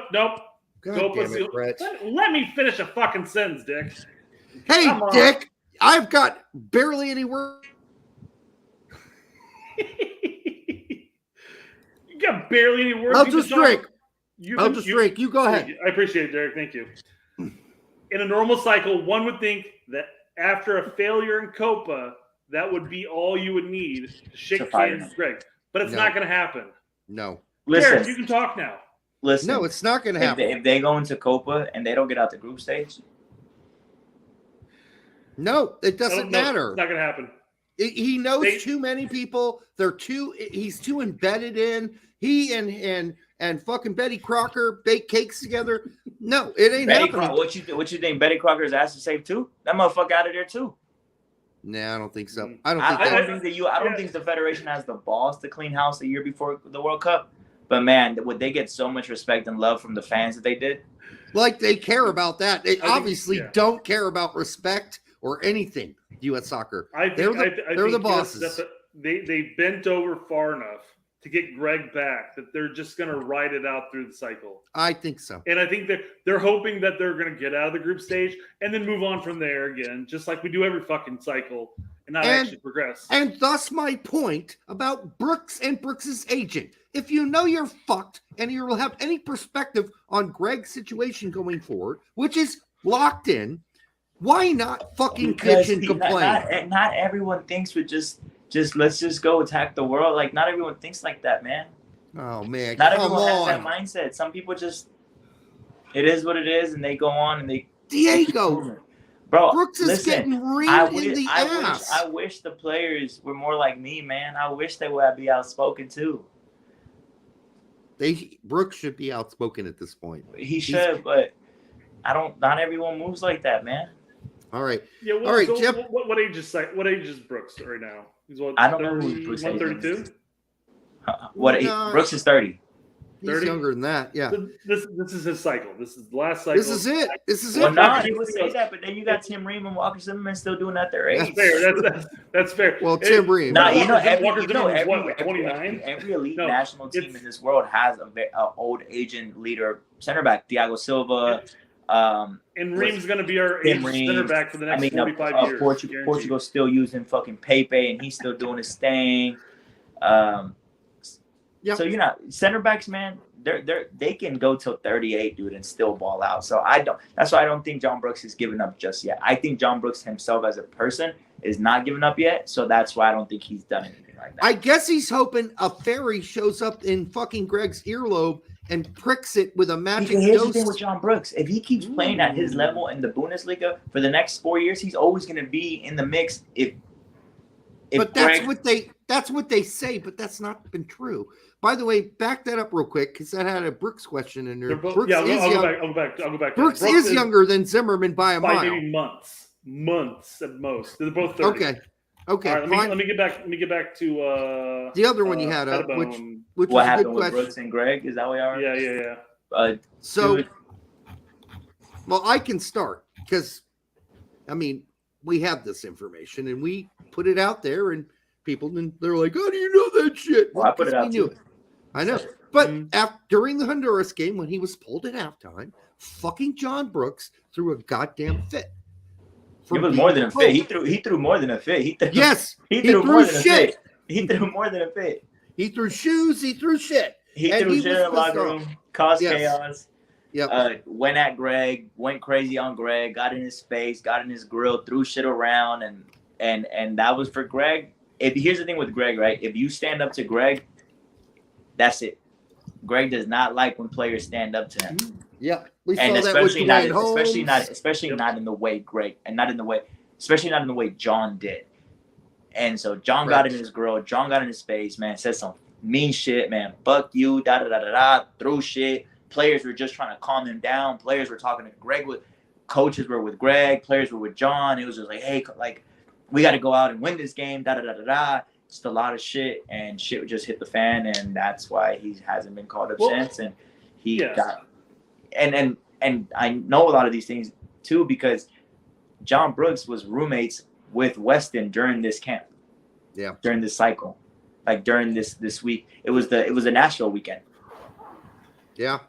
So them two were rooming together in Nashville, and so John knew what happened with Wes knew what happened with John because they spent the night together in a room. So, Yeah. This is what's frustrating about Greg's Rolodex of excuses for for Brooks. It would have been better for all of us for him to come out and say, hey, there was an altercation with Brooks during this window. For the time being, he's taking a leave of absence from the national team. The team will get together and figure out how we're going to move forward. That would have been better than to sit there and say, he's out of form. He needs to stay with his team. Oh, he's lying. He needs to do this. They just given so many bullshit reasons for John, and they've never just said the truth. Greg and him got an altercation during a game, and the relationship is beyond repair. It's so simple. It is what it is. But they just give so much bullshit excuses. That's the thing I hate with them is they don't like releasing the real details, man, until it's too late. One day, maybe someone will speak up about it. One of the parties involved. But Brooks is going to have a tell-all. He's absolutely going to do a book, guaranteed. We saw that B.J. Callahan's first reason for calling up Brooks had to be talked about I again. Remember that? BJ, I love BJ, but man, BJ just shouldn't have answered that. Yeah, but question. it's preseason. Yeah. All right. Brooks So don't even need a preseason to. Brooks does not have to do preseason to be a top 4 center back option in the pool. So that's Brooks. He Brooks walks is into the top 4. Brooks walks into the top. Whether you want to make him your one, whether you want to make John your 1 or your 4th, John walks into the top 4 any day of the week. No fucking training involved. He's just top 4 center backs in the pool. Tim, Chris, and whoever you want to be your 4th. Those are my best 3. It's sad shit. All right. So Jedi's going to be there. Jedi will be there. Dest. Dest will be there. Let's sit back on Jedi real quick. Someone bring this up because he played today. And do a Yanks abroad while we're talking about this shit, I guess. Easily the most underappreciated American player. I don't think he's underappreciated. I think a lot of people. I don't think so. I think he's limited on the offense. I agree. He's limited on his crossing. Anthony is crossing. Man, you see a front and center, front row, man. Anthony is such a good 1v1 defender. He is so good, but he's just limited on offense. The U.S. just simply doesn't have a complete fullback. They just don't. It's been decades. They just don't. Ever since the dude from Germany, Cherundolo. If Cherundolo played right. Yeah, Cherundolo was great. Boca played left. No, but I'm talking about. It's back in general. Gotcha. I got you. Just backs. Fullback in general. Yeah, if Jedi could learn how to cross a fucking ball, he would be a stellar back. He would. Because you're right. When he first started the national team, he was horrendous on his defensive aspect. He was great getting up into the attack, but when it came to 1v1 defense, it's like he gave up on the offense at a young age and started prioritizing on defense, but then he lost his touch on offense, and now he's a defensive fullback. Anthony's a defensive fullback, so he definitely is now. Yes. Yeah, but he has his moments. He has his moments because he's just such an athlete. He can get up the field. Yeah, and he has If he learned how to cross the ball, he would be a top-notch back. Is Reem going to be there? I think Tim will be. I actually don't know. I think Tim will be there, though. I do fully count on Tim being there. I think Greg still sees. I think Tim played his way into being undroppable. Because, listen, Tim Ream played himself out the national team for a year or so, right? Like, Greg, I don't know if he played himself out of it, but Greg just Greg played him out of position. Yeah, and it ruined Greg him. just didn't favor him. And then Tim had that season at Fulham that, the first 6 months of the season where Greg couldn't ignore him anymore. So I still think to this point, does Greg favor Tim the most? I don't think so, but he can't ignore him. And he's probably the most informed fullback in the center back in the past year. So I think Tim will be there just off that reason. But do I think Greg actually favors Tim that much? No, but I don't think you can ignore him. So my take on the whole subject is he was brought in under Berhalter for the first couple of years during COVID and all that shit. He kept playing him at left back from time to time, and then in the three back and everything like that. And it never worked out well, except for when he played in the center back position in a 4-back line. That worked out well. But then he definitely worked his way out because Berhalter wanted to play this high line, and we can't have slow center backs, even though we have Zimmerman here. But Zimmerman's younger, right? So you can bring him in there. Then you have all the injuries occur, so you have to bring in Ream. And then all of a sudden, Ream was fucking perplexed why he got the call. He's like, "Holy shit! I didn't believe that he was calling me for this reason." Yeah. So I think his performances during the World Cup and after would indicate that he's absolutely by far our I don't think you can ignore Tim Ream right now. Till his age starts showing differently, I don't think you can ignore Tim Ream there. So I do expect Tim Ream to be there. Chris Richards is there, so those two will be there. Dest has had a first pretty good, decent. Wasn't great. The thing with Dest is he has a really good relationship with Greg. Greg trusts him. Greg loves him. So Serge could have had no club and he still would have been there in September. I'm gonna just be honest. He practically did for the last 2 years. Yeah, and great. Yeah, so Serge is always going to be the guy there. As long as Greg is in control, I think Serge is always going to be his guy. S27 says for $1.99. Thank you, brother. We appreciate it. Will Rodon, Morris, Areola, and Yule be in camp? Oh, way. And those are a lot of different positions. We still going player by player. I mean, yeah, but we can take these, I guess. You can spill the beans on these two for the dog 99. Yule won't be there. Yule won't be there. Rodon could be there because Luka's out with injury. So Rodon could be there. Who else is on this list? Areola. Man, here's the thing about Areola. Brendan just got hurt. Not Brendan. Wait, who just? No. There's no Areola. There's no injury up top. There's no injuries up top. Yeah, I don't see Areola up there. I could see Rodon being there, and then Yedlin will be there. Scally, I don't know if Scally will be. If Scally's being brought in as a left back, okay. If Scally's being brought in as a left back, he could be there. But as a right back, I know Yedlin is. Greg is tired. Greg likes Yedlin more than he does Scally. Here's my issue with this. This window doesn't mean shit. It doesn't mean anything. But it's the fact that Greg's still doing this shit. But yeah, you're putting all your eggs into a basket that's 30. Whatever. How old is Yedlin? So it could be like 30, low 30s. Oh wait. I am right. Sorry, I knew I wasn't tripping. Yeah, Zendejas is hurt, so that could bring in another one of Greg's guys. That's fair. Zendejas was there. Zendejas had already been called about a week ago, 2 weeks ago. Zendejas already got the call. He was going to be there, but. Now he got hurt this past weekend, and so he won't be there. So that's why I said Areola. So I guess Areola could maybe replace Zendejas, or they can go with someone else. But Zendejas was going to be there, and now he's not. So that could bring in someone else. I guess my whole issue with Yedlin here is that he's cooked. He's not for the future at this point. We have not at 4 all. windows before Copa. How do you not bring in somebody like Scally as your backup right back / left back for that option, and then bring in somebody even like Jones at that point? As a backup left back option, you could bring in anybody else you want, I guess. But Yedlin, it's just his time's done. It's cooked. I mean, no, that's fair. I don't know. Here's the thing. I don't know if Scally will or won't be there. I just know when it comes to who's the right back, number 2 of choice, it's Yedlin for this camp. I know Yedlin. I know it's destined in Yedlin. I can't believe he does this. Yeah, Scally can still come in as a left back, by the way. But I know Yedlin will be there, which should be Scally's position. But it should be. Can I ask both of you this question? Yeah. Could fucking Yedlin play for Mönchengladbach? No. Exactly. He could. I mean, he could clean. He may have been able to do that when he first came out of Seattle, but outside of that, no. That was 10 years ago, bro. Yep, it's done. It's over. So it's just horseshit. It's more horseshit.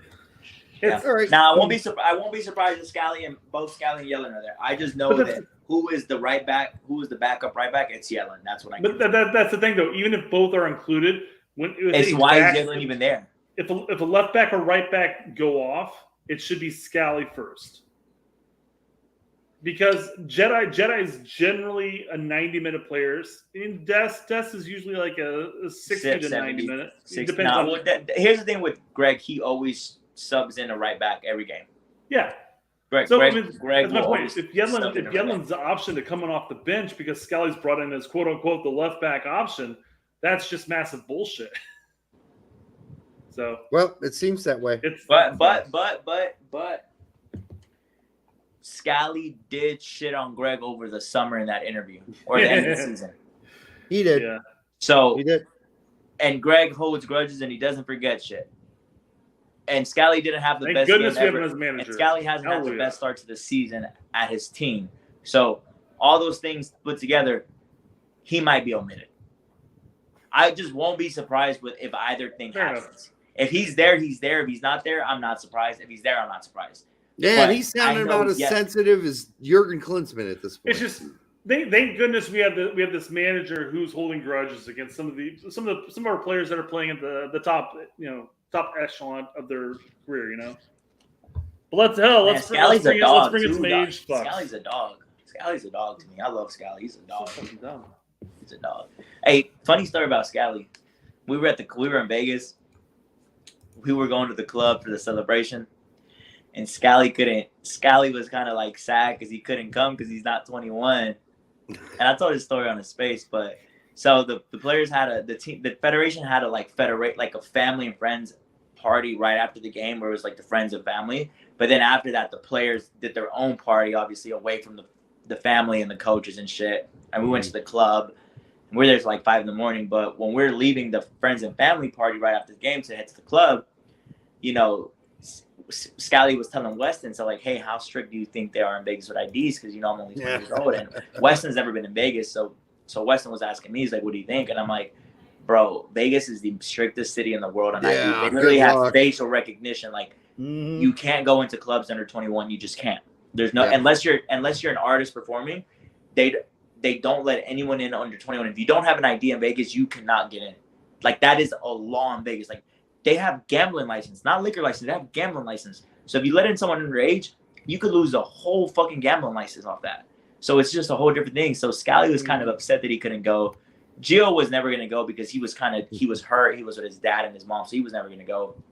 But Scally, it's just funny. He had this puppy face in him. Like, this dude just had the best game of his career, shut down Davies, just won a trophy, and he gets told that he can't come to the party because he's not 21 years old, but he just fucking shut down one of the best parties in the world. So it was just, I love, when I think of Scally, I think that he can't get into Vegas clubs.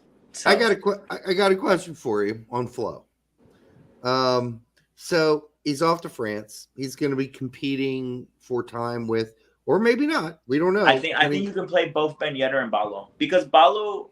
That's what I was going to ask. Balo can drop a little bit deeper and kind of, you know, play that role, that 9.5, 10. Yeah. Where Ben Yedder's more of just a finisher. You know, he poaches around the box, does his thing. So he could play out wide too. Balogun's got the Balogun has played out wide. Balogun has the skill to do it, but they don't play out wide. They play with two. They play one striker, two behind them, and they play a line of 4. Yeah, but Balo. I mean, I said this 2 weeks ago. I said Monaco is a better. Whenever the Monaco rumor started happening, and I knew about it, I said that Monaco to me was a better choice than Inter Milan, just because I get it. Inter Milan was in the Champions League final. I get that, but they have 2 really good fucking strikers up top. Yeah, they got Lautaro, they got the new one that they just brought in, the French player. Oh, is he? No. The Inter Milan just bought a new striker. They brought in a new striker to be up top with Lautaro. They're both really good. So that's why I was like, at Monaco, there's only one striker there, and he's aging.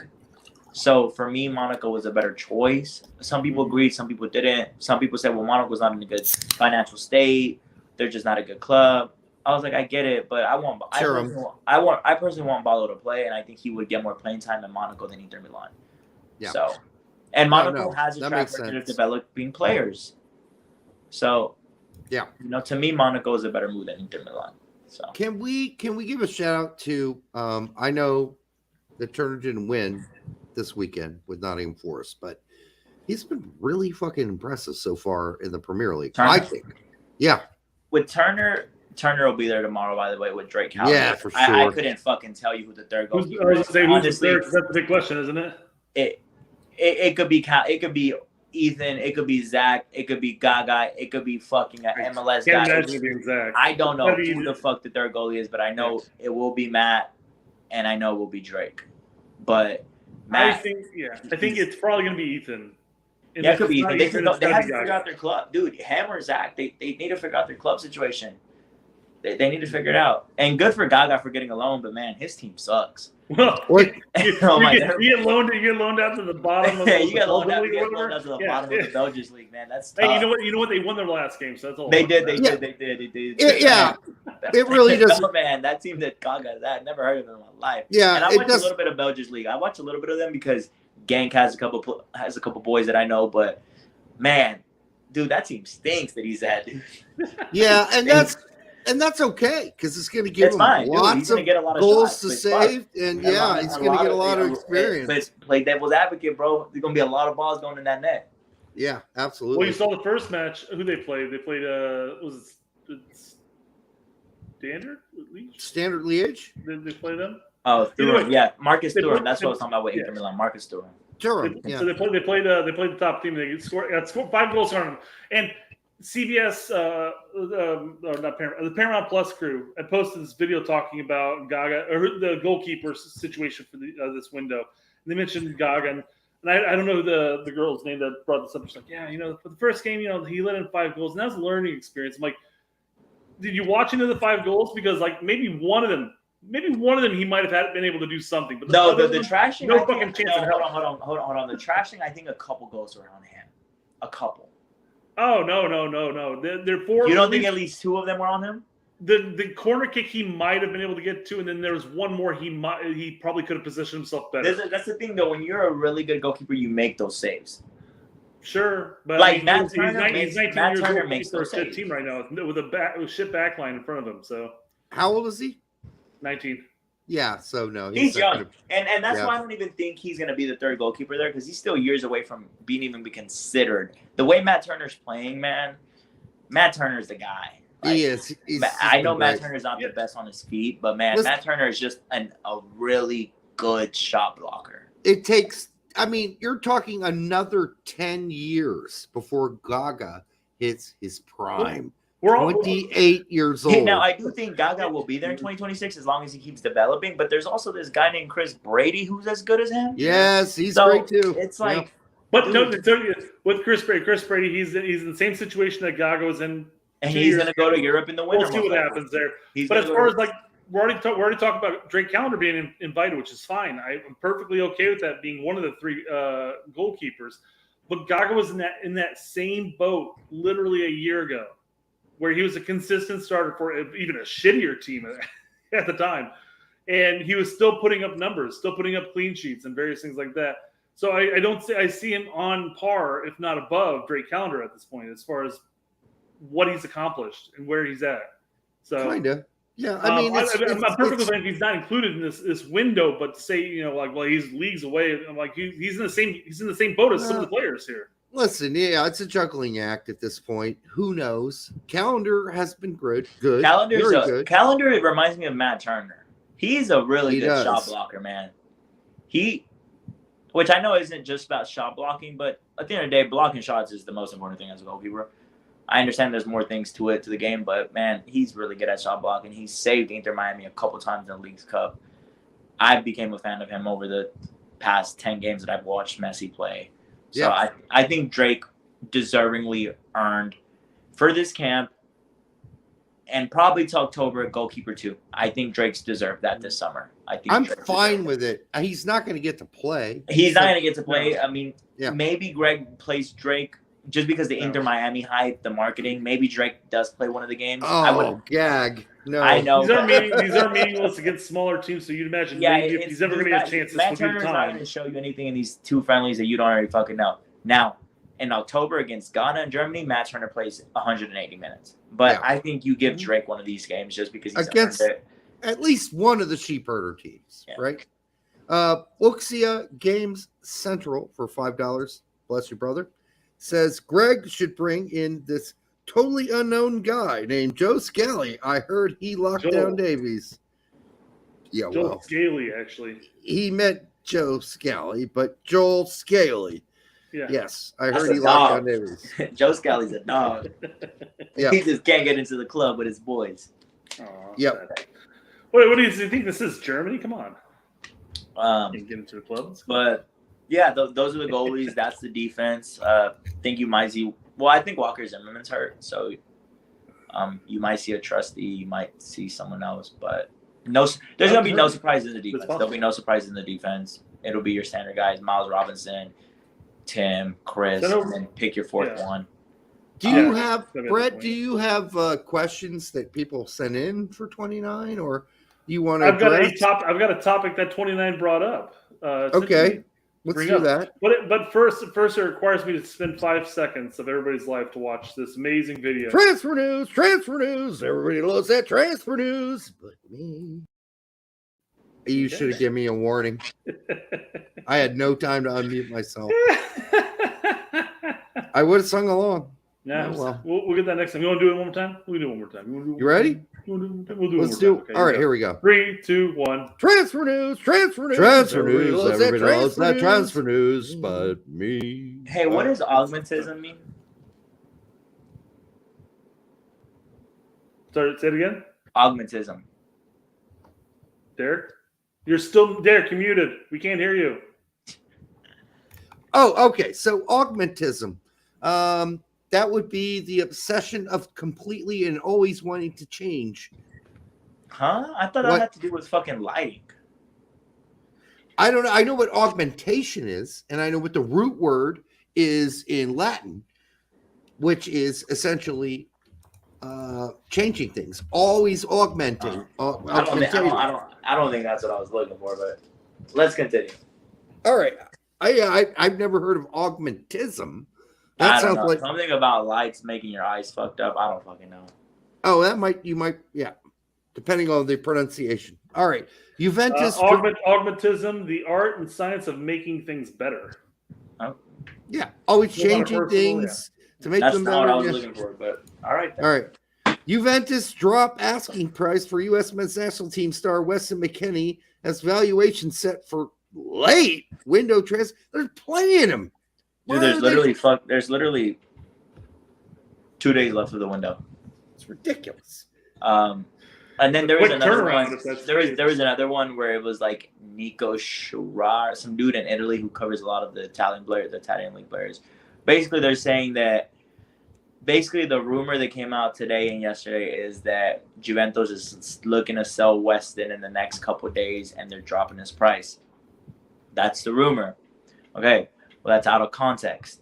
Basically, yes, Juve dropped his asking price, but Juve isn't fishing for an offer. If an offer comes in for him now that his price is lower, they would consider it, and Weston would actually would look at the club and make his decision. But the rumor is that they're fishing for this. They're fishing for this transfer, but that's false. It's simply if they get an offer, they'll consider it. Like he's not unsellable, is what they're saying, which I get it. We understand he's not unsellable, but it's just cap. It's just another. Is Juve that strapped for cash that they're willing to drop down the price at this point, since they still have another year after this year to do this? I mean, they still. I mean, he's till 2025. He's still there till 2025. Yeah. Why not? So. Why not look to drop it come the January window? Dude, why not just fucking play him over Fagioli and let him get his stock back? Because Fagioli I just watched Fagioli play and he was not effective. Dude, and Weston comes in for 10 minutes at right wing back and does more than Fagioli did in 80 fucking minutes, bro. So, yeah. Well, he came in for Weah in the game before and looked better than Weah did. Weah did decent though. Weah's been solid though. This last game he was great. Weah was fantastic in this last game. Here's the thing, but the game before, actually, it was McKennie who came in and played better than Weah had. Here's the thing. Well, Weah got hurt at halftime. That's why he subbed out. Right. Well, I know. But here's the thing about Weston. We saw him at his peak against, and I get it, preseason. This man went up against Fede Valverde, Jude Bellingham, Toni Kroos, Luka Modric, anyone else who came in the fucking game and in that game in LA, and Weston was the best player for that first 50, 60 minutes of the game. Yep. And he created 2 chances, and they were both goals. And he played his way back into the team after that preseason. And then the season starts, and you go right back to your same shit. You drop Weston, and you play him at right wing back. It's weird. It just doesn't make sense. It just doesn't make sense. Just give Weston a couple games to see what he does there. Hey, if he doesn't perform for you, then cool. Drop him, play him at right wing back as way as backup, cool. But give the man an opportunity. This man has only shown to you that in the biggest games he shows up. Yeah, I agree. My take on this whole situation is just like the Morata debacle as far as why Juve kept pressing for him. I don't understand Rabiot.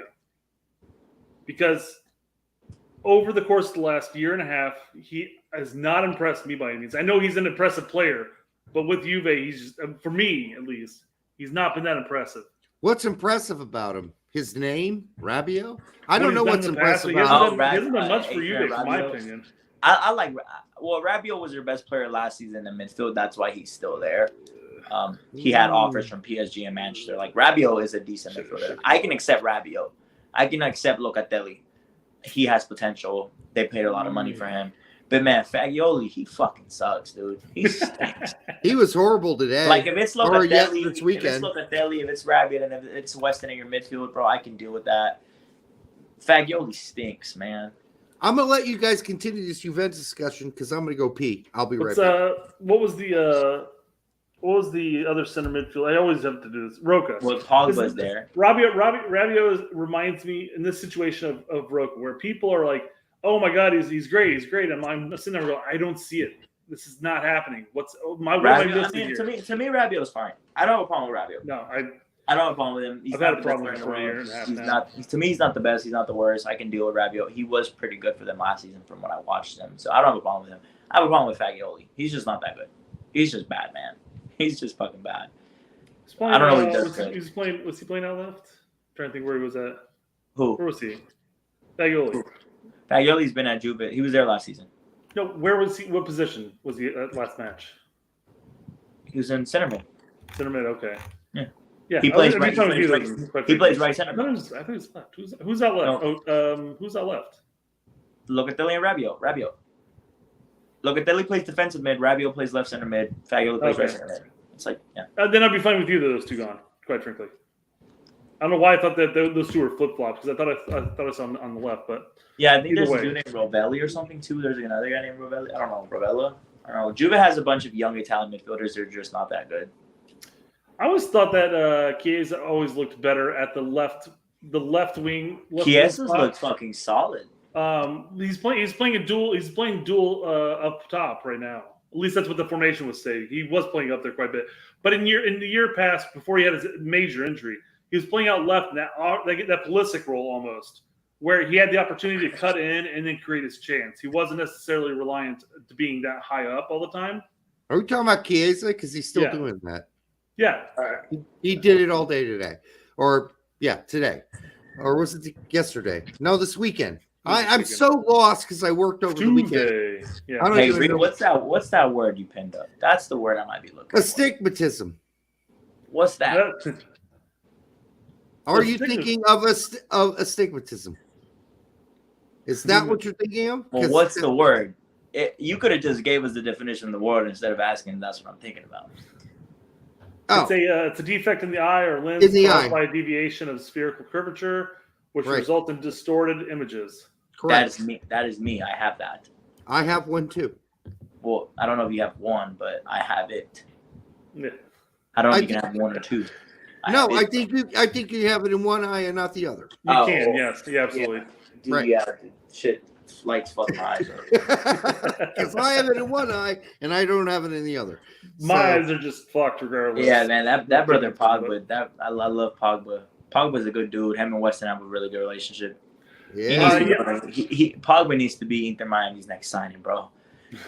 I noticed that he don't have it. He don't have it no more for this. I noticed that Pogba every time he got the ball, Pogba immediately looked for Weston the entire time he was out there. Yeah. They're homies, man. They're really close, dude. I think that's Weston's closest friend on the team besides Tim. That's his boy. Yeah. Miami cannot afford another big time player. Inter Miami can afford anything they fucking want because man. They're gonna get busted at some point. They already have. Who's gonna bust them? The MLS is in cahoots with them. Who's gonna bust them? I agree they are, but they do have to at least follow some math. What rules? If Pogba says I'm gonna come here for free for $1 million, who's telling him no? His thing with Pogba, $1 million is still over the cap. You still have to pay TV money for that shit. Pogba can make up the rest of his salary with his likeliness because he has endorsements in America. You know what I'm saying? They could give him other benefits. They could say you could give you partial ownership of the team. No, you don't give that to Pogba. I mean, Messi already has partial ownership. Yeah, how much are you going to split that team up, man? You know. We'll give you 5%, 10%. Slice and dice. Here you go. Pogba has a big following in America. He's obviously a famous player. He's, I would say he's like a C-list of a celebrity. Like, Pogba is a well-known guy, but you're not giving ownership to Pogba. No. He's not going to run anything, but he's going to get a chunk. We'll give him a chunk of a little piece of the cake, a slice of the cake. How much of the chunk is Beckham willing to drop? I don't know, but hey, do you have any news? Here's a player you won't have any news on, Diego. Jeremy Toljan. Who? Jeremy Toljan. From Sassuolo. He's a dual U.S./German American. He's been playing for Sassuolo in the Italian Serie A for 3 seasons, I believe now, right? And he continues to start. And he can play left or right back, but he predominantly plays the right, I believe. And but nobody talks about it. I just wondered if you'd heard any butterflies fluttering around about this guy. because it doesn't seem like. I mean, we can put this one to bed, really, because it doesn't seem like anybody's interested. Even though I believe he visited his relatives in the United States and was able. Brian mentioned that he's a U.S. citizen, so that puts that to bed. Yeah, so he does qualify. He's been playing in Serie A for 3 years, and it's like we do need some help at the backs at some time. If we're talking about bringing Yedlin in as the actual right back. I mean, if we're still talking about fucking Yedlin, then fuck it, right? Fuck it. Hey, it doesn't matter. If we're still talking about Yedlin, then fuck it. It doesn't matter. No one cares about Jeremy Toljan, but whatever, you know. Well, I have no idea who that guy is. Just think if your backup left and right back plays in the Bundesliga and Serie A compared to say MLS and MLS, right? So yeah. Anyhow, I didn't even finish the roster. A buried player.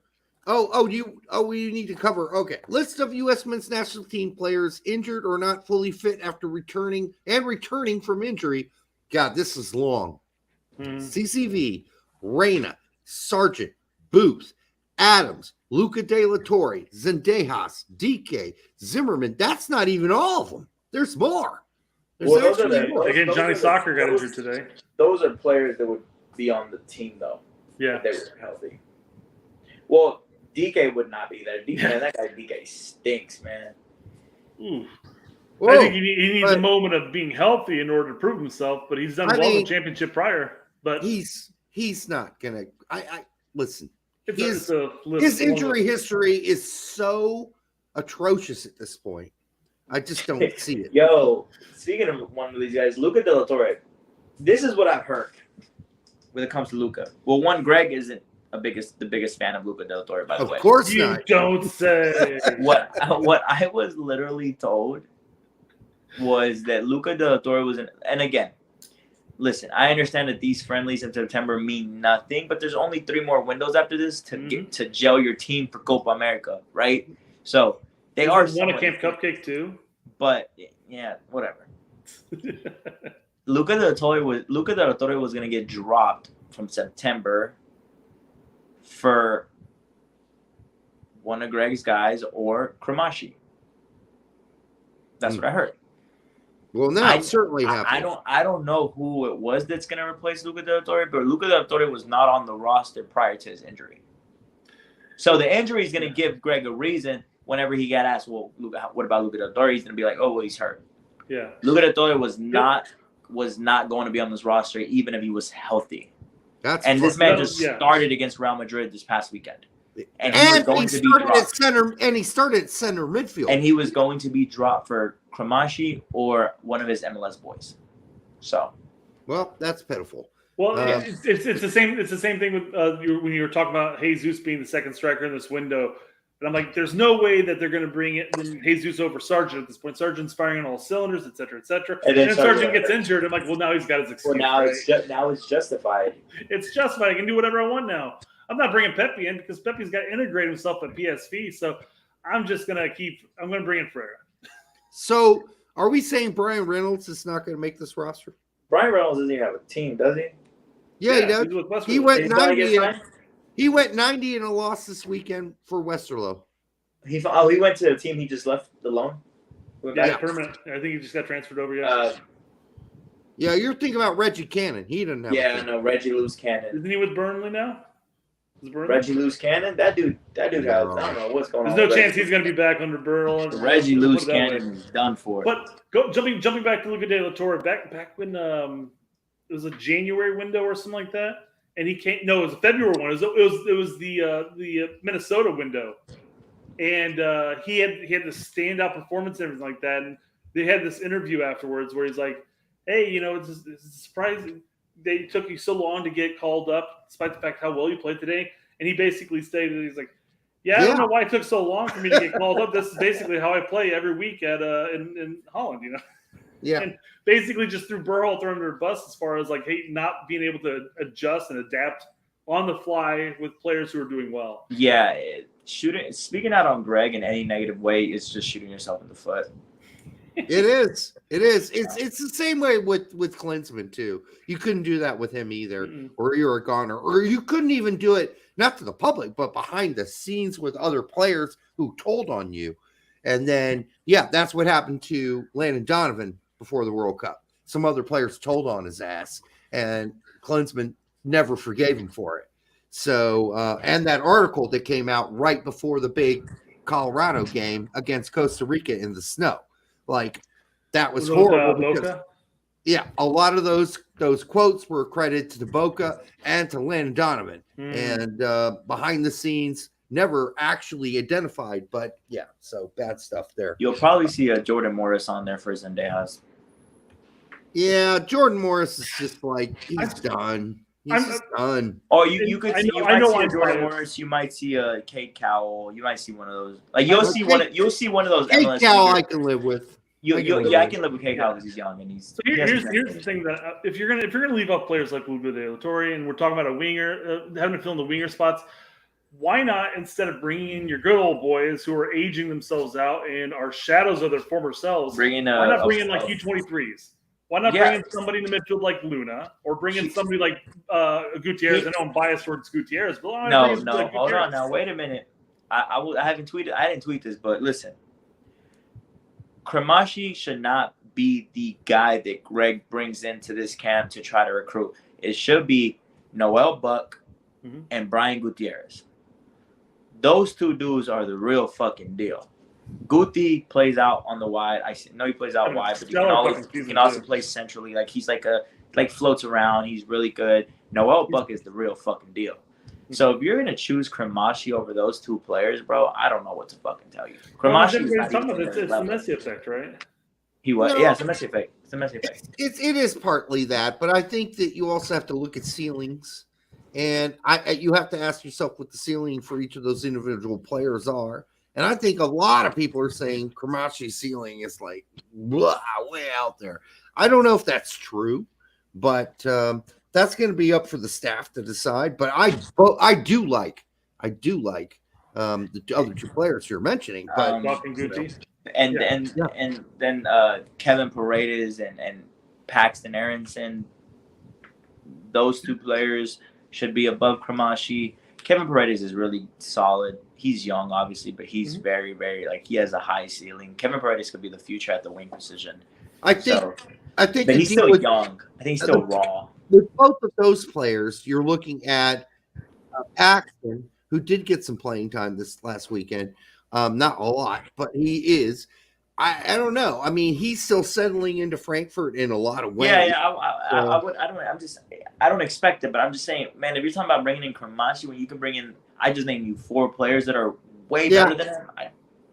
Well, I'm looking at when it comes to Paredes, you're looking at Morris or Ariel at this point. And again, we know what we get from both of those players. Zendejas, and you know the jury's out on Zendejas. A lot of people don't rate him. I get it, but Zendejas, he has a spot in this team. He goes out injured. You can bring in Kevin Paredes, but no, instead you're going to bring in probably Jordan Morris or Ariola or Cowell, which neither of those three should be above Kevin Paredes, but they are. Let's be fair. Zendejas had a horrible. He did. But Zendejas has had a good start to the Liga MX campaign. So he does well there. Where I think he understands. I guess he just doesn't. It doesn't translate to the national team, and that happens for some players. That happens for some players. I agree with that, but I think there's a reason for that. The reason is when his club team, he's not the superstar. He's a part of the puzzle, right? He's a part of the team that ends up winning, but he's not he doesn't.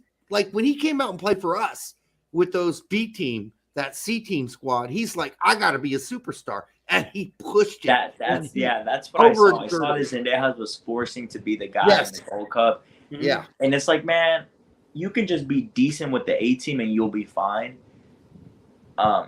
You start playing with the C team players, you think because you're an A team player, you got to like be the guy, and you start trying to do too much, and then you end up hurting yourself. He did. And then it gets in your head, and then you're fucked the rest of the tournament. And now you look terrible on a C team when you're an A team player. Now people are gonna be like, dude, you can't even play well with the C team. Why should you even be on the A team?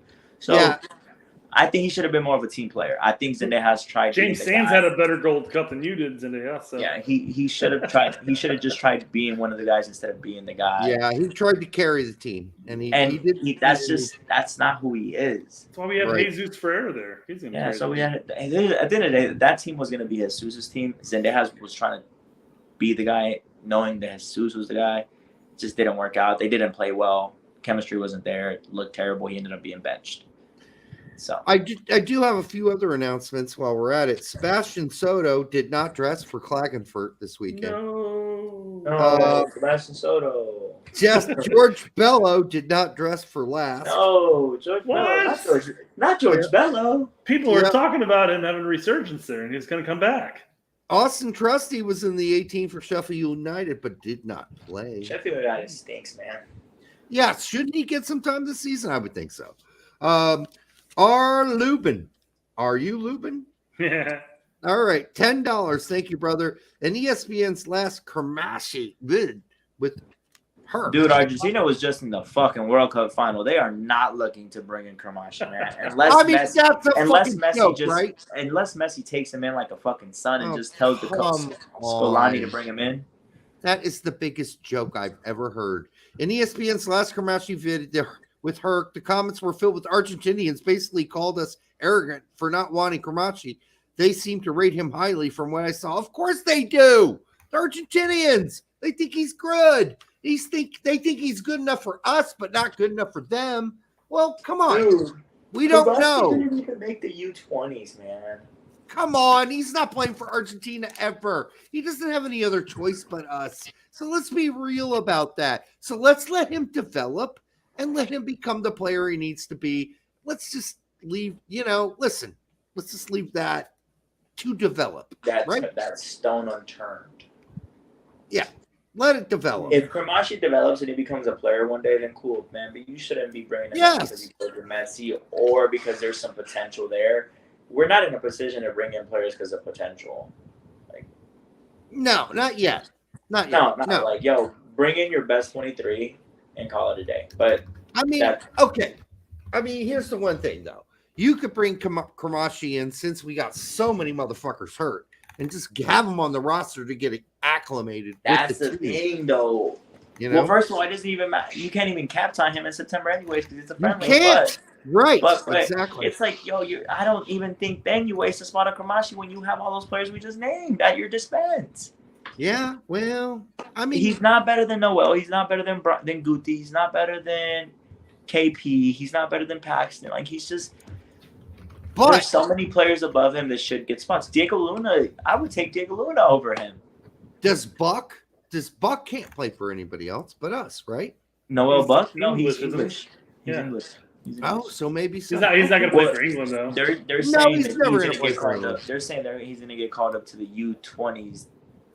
Yeah. Or something this camp. I don't know. Nah. It's strong interest. I don't know. Noel Buck's the real deal. That's all I can say. He's a great player. We'll see. I think you should. I think you should bring him in. Well, the U21s, I guess we'll call them up. But the English national team won't call up anybody outside of the EPL unless you're Jude Bellingham. So, sure, I guess the U21s will call up just about anybody from any league at that point. Luka Kelosho. I went. I decided to leak a message between me and his agent one time on Twitter a couple weeks ago. Luka is committed to Italy right now, but he's open to anything. He's open to anything. He's got a long way to go. Yeah. But he likes Italy. He's settling good in the Italian youth team, so he's probably going to be there for the next couple months. So I don't think there will be any news from Luka for them. Everybody freaking about this right now. Just chill out. This kid's got a lot of places and things to do before anybody on a grand national team scale considers him. The thing is, they what our fans on Twitter, they see a kid who can possibly play for the USA starting in the Premier League at 19 years old, and they automatically assume that he can be a player for the team. Which I get it. You're 19 years old, you're starting in the Premier League, but he's starting for a bottom 2 team, by the way. Not the best team in the world. So, but Luka has a lot of potential. He does. His agent speaks highly of him. I don't know Luka. I know his agent. His agent's my friend. Shout out to him. Be a horrible agent if he doesn't speak highly of him. Yeah, he speaks highly this guy over here, don't sign him. He sucks. Speaks highly of the kid. So, and I've seen Luka play, and I think he's a decent player. But, yeah, he has ways to go until he's on the first team. And people are I'm sure we have been in touch with him. I'm sure. Yeah. No. They have. They tried. Well, here's the thing. The federation, they offer, or the coach, Mikey Vargas, whatever his name is, Vargas. He offered him a spot on the U20 World Cup, but he had already accepted to go with the Italy U20s to the World Cup, but then he wasn't able to get fit because he had just played the Euro Championships. So he tried doing both, and he couldn't do it, but he rejected the U20 World Cup spot for the USA. So you can only do so much. So yeah, so he rejected it. He got a spot promised. He was on the team. They wanted to call him up, and he said, "No, I'm going to go play for Italy." And then he couldn't even get fit for that. But he still chose. Principle is he chose Italy over the U.S. for the U20 World Cup. Right. So, is there any angle we haven't covered tonight that we need to cover? Yeah, I guess let's cover the what we think is going to be the starting lineup for what? For the U.S. Well, you can just put Turner in goal. Dest down right. Yep, Jedi and Dest. Turner, Jedi, Dest. Reem, Chris. Reem and Chris. I think it's going to be Reem and Chris, huh? Eunice, Weston, and yeah. Here's a big question: under Greg, are we going to go back to MMA or double pivot? He's probably gonna play MMA in September. Yeah, it's back to old Greg. There's no Tyler. I'm sorry. There's no Tyler, but I'm saying he's going back to the three man midfield. Yep. Here's the thing: against Germany in October, you're probably gonna see MMA. Yep. So just spread the 7-8 guys out a little wider. Yep, there you go. Here's the thing: I don't know who's gonna start in that. I don't know who the two midfielders are going to be now because Johnny's out now. Johnny was supposed to be there. Is he? I could. Yeah, Johnny was in the September team. Well, he's okay now. He was walking around at the end of the match apparently. Oh, how serious of an injury it is. Well, here's the thing.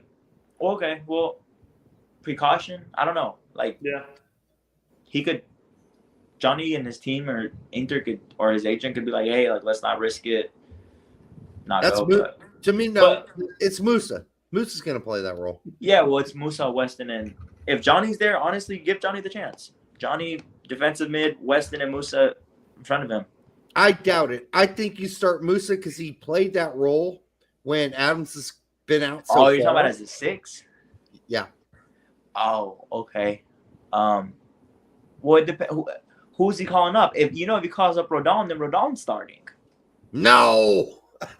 Then who's gonna play right? That's what I'm saying. If Johnny is healthy and he's there, I think Johnny's the 6, and then they play Musa and Weston. That's what I think. Yeah, I think that's what would happen. Yes. Those are your three best midfielders. Those are your three best midfielders. I think Musa looked great in that role last time. No, he did. He looked good in the summer, but I think you play him there and you put Weston and somebody else. But I'm saying, who's the other person that you play in front of him?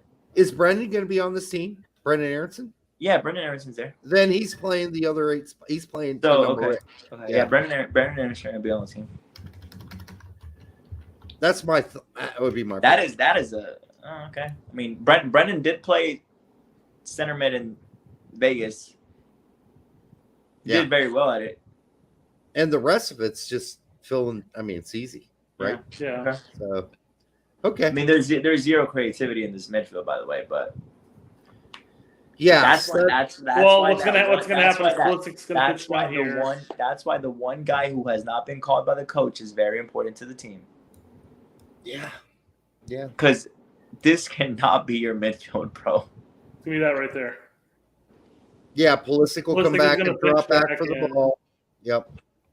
And that's going to offer Jedi the opportunity to do this and to cross the ball over here. yeah, and then Weah will grab it, and he will make a cross that's actually substantial, and then Balogun will. Wait, hold on, you're missing Dest. You got to put Dest next to Weah because Dest don't defend. Go, there we go. There we go. Put Dest next to Weah. There we go. A 2-2-4-4. That's more like 2-1-1-2-4. I think we're cooking something here, honestly. Attack. I mean, we're playing Oman and Uzbekistan. Hold on, Come keep on, it we like better that. be attack. Hold on, I need a snapshot. Keep it like that. Hold on. All right. There we go. That snapshot. That one. That's a good one.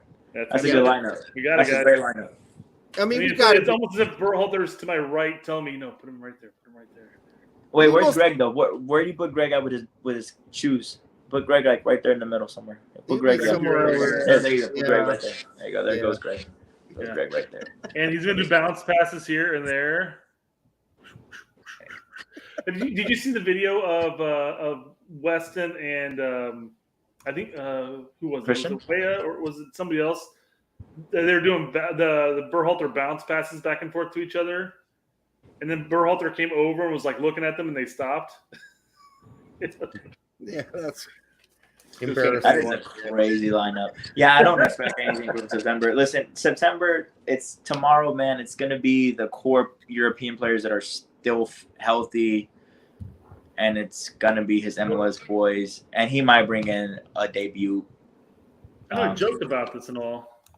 Okay, Seth Floyd for $4.99. Thank you, Seth. We really appreciate it. Says, why not bring Paxton? I don't know which Paxton Aronson or Zacharias for creativity and prepare for the Olympics. Also, Paredes and Obed would be awesome to see. We did talk about some of those players tonight.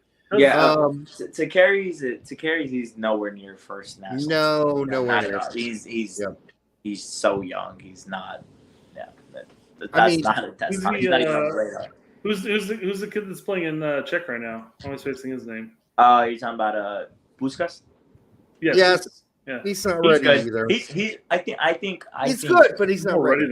Yeah, he's good, but he's not ready. But I think that's going to be the next. Here's the thing with the midfield for me. Automatically, it's Tyler, Weston, and Eunice. Depending on how many midfielders you take, there's not much room to get in there because Johnny's having a really good season at Inter. I would say Luca Del Toro is now on the border because Greg is back. So if he could replace one of them, it could be Luca Del Toro. But I still think your best five midfielders, Luca is one of them for sure.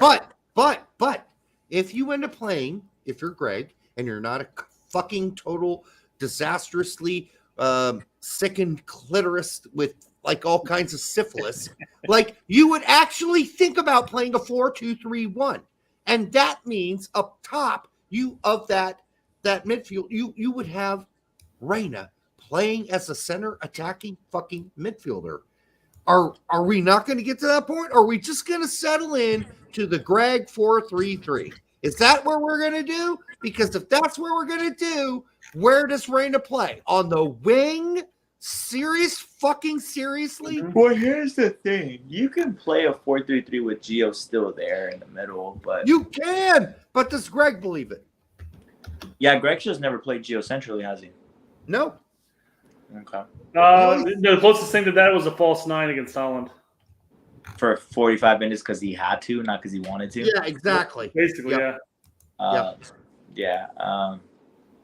Anyhow, it's frustrating. Honestly, yeah, I don't know. We'll see. We'll see what happens. But I don't expect much from tomorrow. There won't be any crazy surprises. It'll be his MLS boys. Yeah. It'll be the usual European suspects who are undroppable. It's not gonna be. The craziest thing you're gonna see is that maybe no Scally and no Pepe. That's probably the craziest thing you see, which is crazy. But instead of bringing somebody into the midfielder like Roldan, they'll put Roldan. They'll bring in. You're gonna see those. You're gonna see a lot of that World Cup roster. To be honest. Yeah, I'm just saying. Why not nix Roldan? Because what is he going to bring to the equation at this point? Because even if everybody was healthy, he wouldn't be an A squad at this point. He was an A squad beforehand. He's not an A squad now. But why not in this meaningless friendly? Tillman. Oh, we didn't even talk about Malik Tillman. Malik Tillman, man. Greg promised. I tweeted this. It went viral. Yeah. Greg promised Malik Tillman a World Cup spot when he recruited him, and then he left him off the roster. He hasn't spoken to him since. So Malik Tillman is probably not going to be there. Yeah. Malik Tillman is probably not going to be there. Well, Pepe's tomorrow. not going to be there. I can't imagine Tillman being there because Pepe at least is getting time at PSV. Yeah, well, he's not even playing right now for PSV anyways. Yeah. Are you, Brett? Are you really putting Luna on this? No, this is my point. I was trying to make this point like 5 times, and you guys kept branching off. Guys, I didn't say shit for like 10 minutes. So no. You think this, Derek, but you say a lot of stuff. No, I haven't said anything for 5 minutes. Seriously. Anyways, my point why I have Luna up there is instead of bringing somebody like Roldan, who we know what we get from, which is practically nothing, outside of the vibes guy on the sideline, why not give a chance to some of the U23 boys who are going to be at the Olympics during the time of Copa? But hey, but Luna in 14 matches in 687 minutes has 3 goals and 1 assist right now. Kremashi, who has like double his playing time in 19 games, has like 1 goal and 4 assists. How about neither? I'm just saying. If we're going to talk about one, why can't we talk about another? And at least Luna, we know we're getting an offensive-minded player. And that's neither of them are starters. 4-2-3-1. They're not starters. Then why not? Yeah, I know. Yeah, I'm just saying. bring them in for like 20 minutes. Fuck both of them. Let's bring in Guti. How about that? I'm happy with Guti. He starts, and he's a creative-minded player. He actually, oddly, I noticed a lot of him when he's playing. He reminds me a lot of how Reyna plays, how he runs around the pitch, and it's not just like here's your up and down over here, but he's fluid in his movements. He's not necessarily fast at all times. He just floats around up there. He's just very creative and floats around up there and makes good movements and does his thing. So who are we talking about? Guti. Brian Guti. Yeah. But he's also Mexican. So who even knows? I don't know. Maybe Mexico. I swear, I'll be so fucking upset if Guti goes to Mexico. But he's playing. I don't think he was going to play the U20. Chicago said, "Fuck no, we're not releasing him." He's going to go to the Olympics if he's not already at that point. I think Guti is an American player. I think he is going to be part of the. But listen, I mean, you could bring some of those players in and give them 10 minutes here, 20 minutes there, 15 minutes here. I think they're also doing a U23 camp tomorrow. I mean, next month. So I think. Maybe, there you go. Maybe Guti could be there. Yeah. So, fingers crossed. If it's just a camp, I don't know if Chicago will release him for that. All right. I think that's going to do it for the show tonight, guys. I really do. I believe we have completed 2 hours and 2 hours and 12 minutes of jocularity, complete jocularity of all types. And we want to thank you. Make sure you like, subscribe, share it with your grandma. That's always important. Or your aunts and uncles. And as somebody else said earlier in the show, what's this? Oh, okay. Keyboard Warriors already posted our lineup here. Here it is. In case somebody else is talking. Oh, God. All right.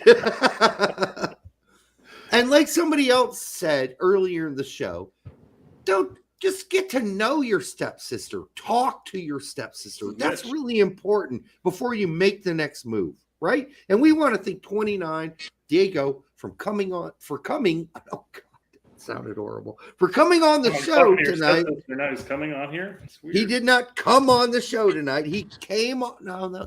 He arrived on the show tonight and was here with us and discussed things all soccer. And we really fucking appreciate that. Even though Brett and I argued all night. Don't worry about it. We're going to be just fine. Until the next time, thank you, Diego. We love you, brother. And we will see you on the next show on Thursday. Good night.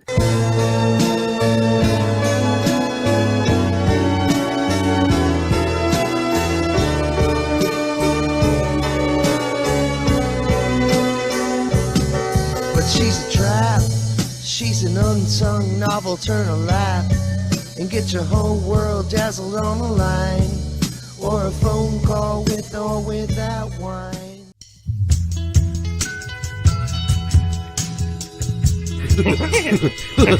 That hurt. I'm tuned in like crazy, and I'm pretending like I know what they're doing, and I'm The articulate and intelligent. Greg's a bitch. That's all. I find them